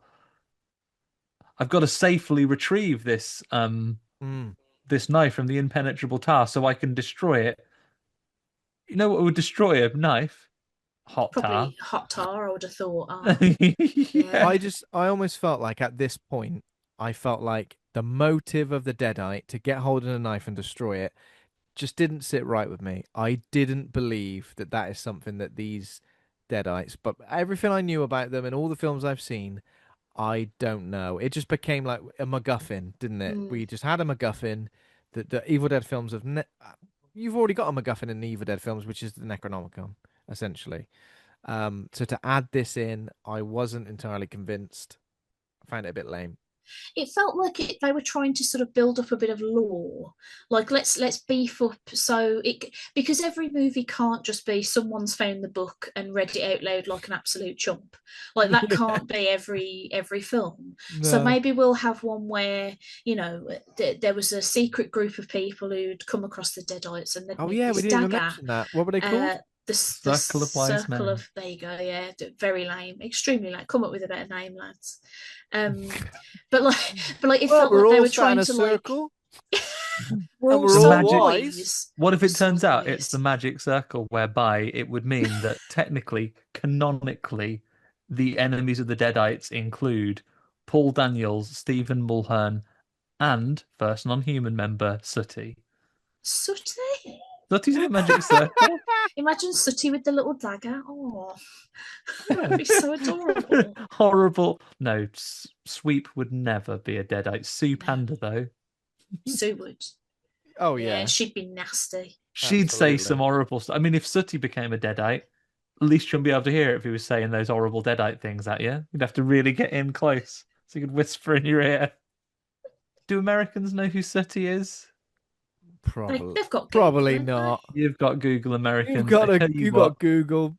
after asking you to Google Gooch earlier on, maybe treat yourself. I promise we won't treat you see. twice. Google Sooty this time. Yeah, He's a charming little bear who does magic.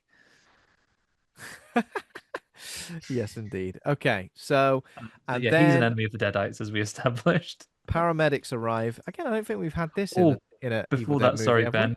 She drills Will away and allowing her to escape. And he comes up and goes, "Nah, bloody knife," and she gives him a stab, and he becomes normal. And I do, for all the things we're criticized about, I do want to cover this as the emotional arc of the ending there, because he becomes normal again, and he, I don't think he apologizes. He says that he loves her, and I kind of love it how like she leans forward and crushes his skull from like his face really into dust and goes, "It's not enough." I think that's a really good, that's a powerful message of her as a character.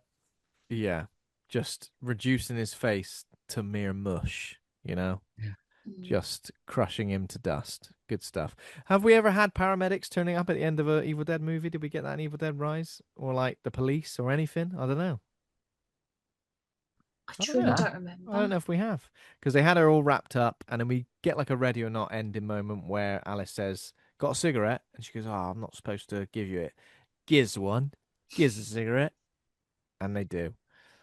And that's her badass survival ending moment. We do get a couple of credit True scenes. Evil Dead, the tobacco industry.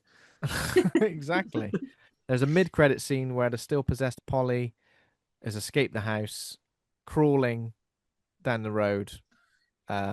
This tickled me so hard because Yeah. the lady who pulls over and is like, "Oh my God, do you need some help?" And I'm like, this woman has 0 legs and he's absolutely covered in blood, and he's dragging herself along by yes, she needs some help. Like immediate, what I would have done is I would have took a peep out of my car window and just called the police from inside, because I don't really want anything to do with that. There's a Yeah. legless woman crawling along over here. Yeah, you should probably come and You don't want to sort get deadited, but Polly does pass on the deadite possession to this person. So again, it's like these post-credit sequences are kind of opening it for potential sequels on top of Evil Dead Wrath, because there is a very end post-credit scene where we go back to the crematorium. The daughter of the crematorium's manager is kind of like looking at all the ashes, urns and stuff. Yeah. Urns, and she says these are from the people whose families haven't come to claim them, so it's quite sad.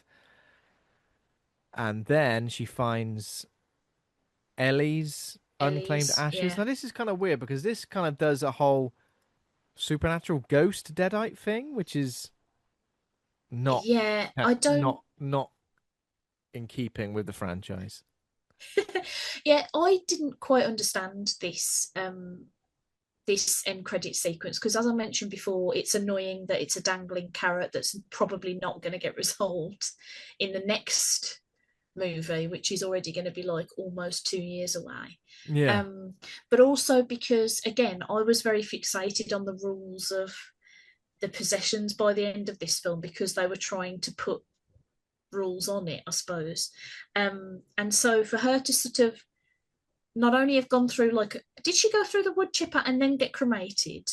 Yeah. Like, so who came and swept up that mulch and cremated it. But then somehow she's in a mirror and then she's not, and I'm like, well, what will kill them then if they can come back from literal ashes? I guess it points out in the bits of the book and from the implications of the diary in this film, nothing apart from that dagger.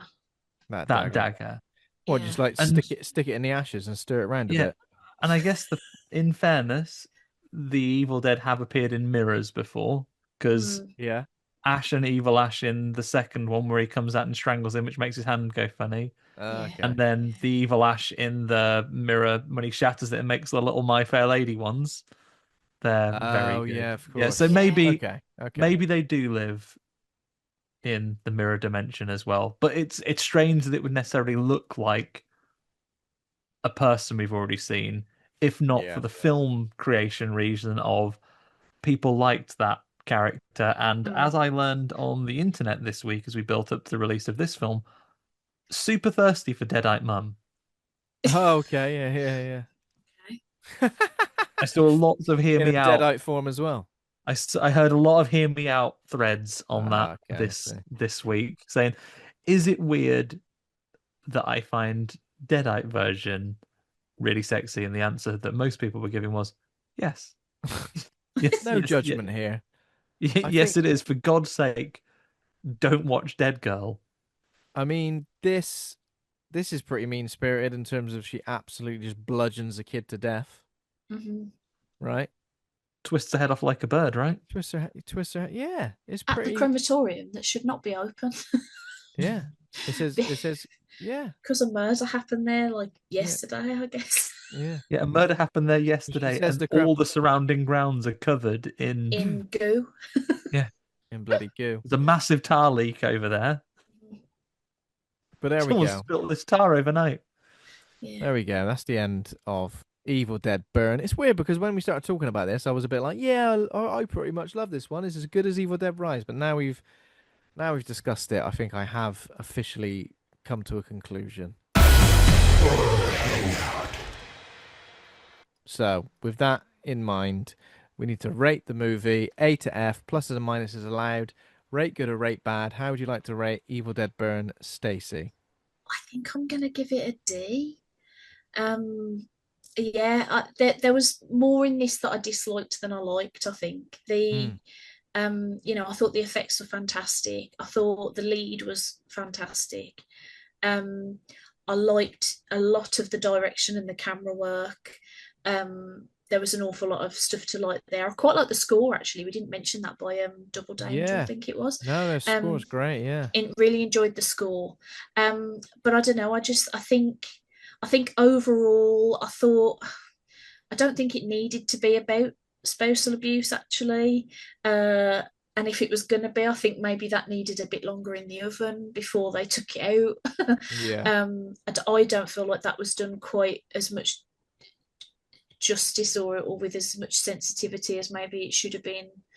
I didn't like what they did with the dog. That was upsetting to me. Yeah. And I just think the overall tone of it was a bit too depressing, abusive, grim for me. And that's not to say that I don't sometimes like a movie like that, but maybe it was just my mood on the day. As we've discussed, I've been extremely sleep deprived and hot and grumpy. So maybe that wasn't helping, because the aircon did break in the cinema halfway during this film as well. God, you don't want to be talking about burning stuff yeah, when I'm extremely hot and sweaty. So yeah, I think I'd give it a D, because it wasn't dreadful, but it has definitely gone to the bottom of my rankings of Evil Dead movies. And I'm actually quite excited for the fact that the next one doesn't appear to have anything to do with sort of this timeline of Evil Dead, and maybe I'll get something a bit newer and a bit fresher next time that I can chew on, perhaps. Yeah.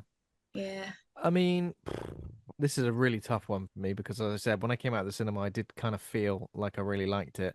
Now we've been picking it apart, I am more and more like, oh, that doesn't really make sense. I don't really like that. There's a good section of this film where I think it is really good, but I feel like that ending and even the post-credit sequences left me wanting to a degree. I think, the French extremity side of it, I think works really well. It is super gnarly, it's super mean-spirited, but maybe it doesn't have the wow factor of 2013 Evil Dead, where you're like, oh my God, it's raining blood, etc., etc. It doesn't have as good a final boss as Evil Dead Rise. It doesn't really have any comedy in it. I don't want out and out comedy, but there's sometimes you have a little smirk when you're watching these films. That being said, if I'm rating everything, as I said, Evil Dead Burn, I've kind of Evil Dead franchise, I've kind of rated from 4.5 stars to 4 stars. I think it's still fun for the duration. I think that section that is good, I think is good enough. Is it a C plus or is it a B minus? because I feel like a 7 out of 10 is a B minus. Where's he gonna go? Let's go for a B minus, but it could drop as because Sebastian Vaniček, really like his voice in Infested and in this as well. Like it is, if it does feel really grounded, despite the fact we've got like an undead book and all these curses and various other hellish things. Let's go for a B minus now, but it could drop below that. But I do think, despite that, I've looked at my ranking. This is at the bottom of the list now because everything else is 4 and 5, 4.5 stars. So it's a 3.5 star film. It's going to go bottom, but I still enjoyed it. Yeah. Okay, Andy. D plus from me, guys. Many of the reasons you both just said. I think Sebastian Vaniček is a brilliant visual director. There are so many camera plays in this. There are so many incredible shots that form a part of the action sequences. I gasped. I had my hands shot to the back of my head when certain things happened. It has that Evil Dead like real intensity, that French extremity cinema style that is truly harrowing to see on screen, and that's what you come to an Evil Dead film for. Animal cruelty isn't for me, so you lose a little bit of points for that, especially when it is unnecessary, I would say. Like, I get it if it's part of the story, but like I would have played it another way. Might not bother other people. It did me, and it's my score. And then for elements of the writing, also written by Sebastian Vaniček as well. I think maybe his directing outperforms his writing on this occasion. But still a solid movie, still worth seeing. Still, if you're a horror fan, get on and see it. I think you'll find something to enjoy in it. But again, you're kind of up against a franchise which is incredibly strong all the time. I don't think it's gonna. If you're watching all of them, I would never suggest, "Oh, don't bother with that one. It's not the best one." I would say it's not my favorite currently, but still very much worth the inclusion. It's not going to be the redheaded stepchild of the family. I'm not going to be like this toxic family and pass on my traumas to the Evil Dead generations of the future. It'll be welcome in the unit, but it has elements of it that don't work as strongly for me as some of the other entries do. Cool. Right. There we go. Well, round robin to finish, Ben. Where do you want your next Evil Dead film? Of all the choices we've made, which one do you want? Evil Dead, Alton Towers. Evil Dead, Alton Towers. And what are you going to call it? Evil Dead Scream? Evil Dead Q. Evil Dead Q. I definitely want my wrestling one, and it's going to be like Evil Dead Super Slam or something like that, but less WWE, copyrighted. Yeah, independent wrestling, indie wrestling. Yeah, I'm gonna go for, especially in the political climate of 2026. I want it in the Houses of Parliament. Oh my God! Evil Dead Prime Minister. Evil Dead Prime Minister. Oh my God! I don't know how I feel about that. I feel like, yeah. I mean, it's already quite evil in there, isn't it? Yeah, it's already pretty evil. They're all getting a bit like that family, though, isn't it? Rotten to the bloody core. Getting pissed up. Can you imagine what happens is someone, an MP from a fringe party, I won't say the names, they get her told that this is going to make the real thing, and they read out the words at Prime Minister's questions. There we go. Things unfold from there. Okay. Thank you for joining us, Stacey. It's been an absolute pleasure. Where can our listeners keep up to speed with you online and, of course, one of your many podcasts or all of your many podcasts? I won't go through all of the podcasts because that's too many and it's already very late. Okay. You can find me at Stacey's Parlour, and for any overseas listeners, that's Stacey with an EY and Parlour with a UR. On most of the socials, I'm most frequently on Instagram and Threads. That's not an endorsement of Meta, it's just the ones that my brain likes the most. And you can listen to Stacey's Pop Culture Parlour on pretty much any podcasting thing that you have. if you liked the sort of noises that came out of my mouth. And I'm very sorry that I didn't like this film. I really like to be, I really like to be quite positive as much as I can. And I feel a bit bad actually that I've made you think a bit less of this film, Ben. So no, it's okay. Sorry about that, everybody. It's okay. Compared to Ben's 2 reviews of this week, this is a glowing endorsement. Yeah, it's a glowing endorsement. Okay. Plus, you've joined us for a film you loved and now a film you didn't love, so that's good. That's nice true. cross section of you as a horror fan. I'll put links in the show notes, of course, to everything we just mentioned. Thanks to everybody for listening. If you enjoyed the show, become a patron at patreon.com/horror hangout. Thanks to our patrons over there. Thanks to Taj Easton for our theme music. Thanks to Acast for hosting the show. Please consider giving us a rating or review. We're on Instagram, TikTok, YouTube, Facebook, Threads, horrorhangout.co.uk for everything in one place. Next week, we're discussing The Love Witch with special guest Sharon Diaz. Looking forward to that. Cannot wait. In the meantime, everybody, if you really didn't like your partner and they died, just fucking don't go to the funeral. See you later. Bye. Bye-bye. See ya.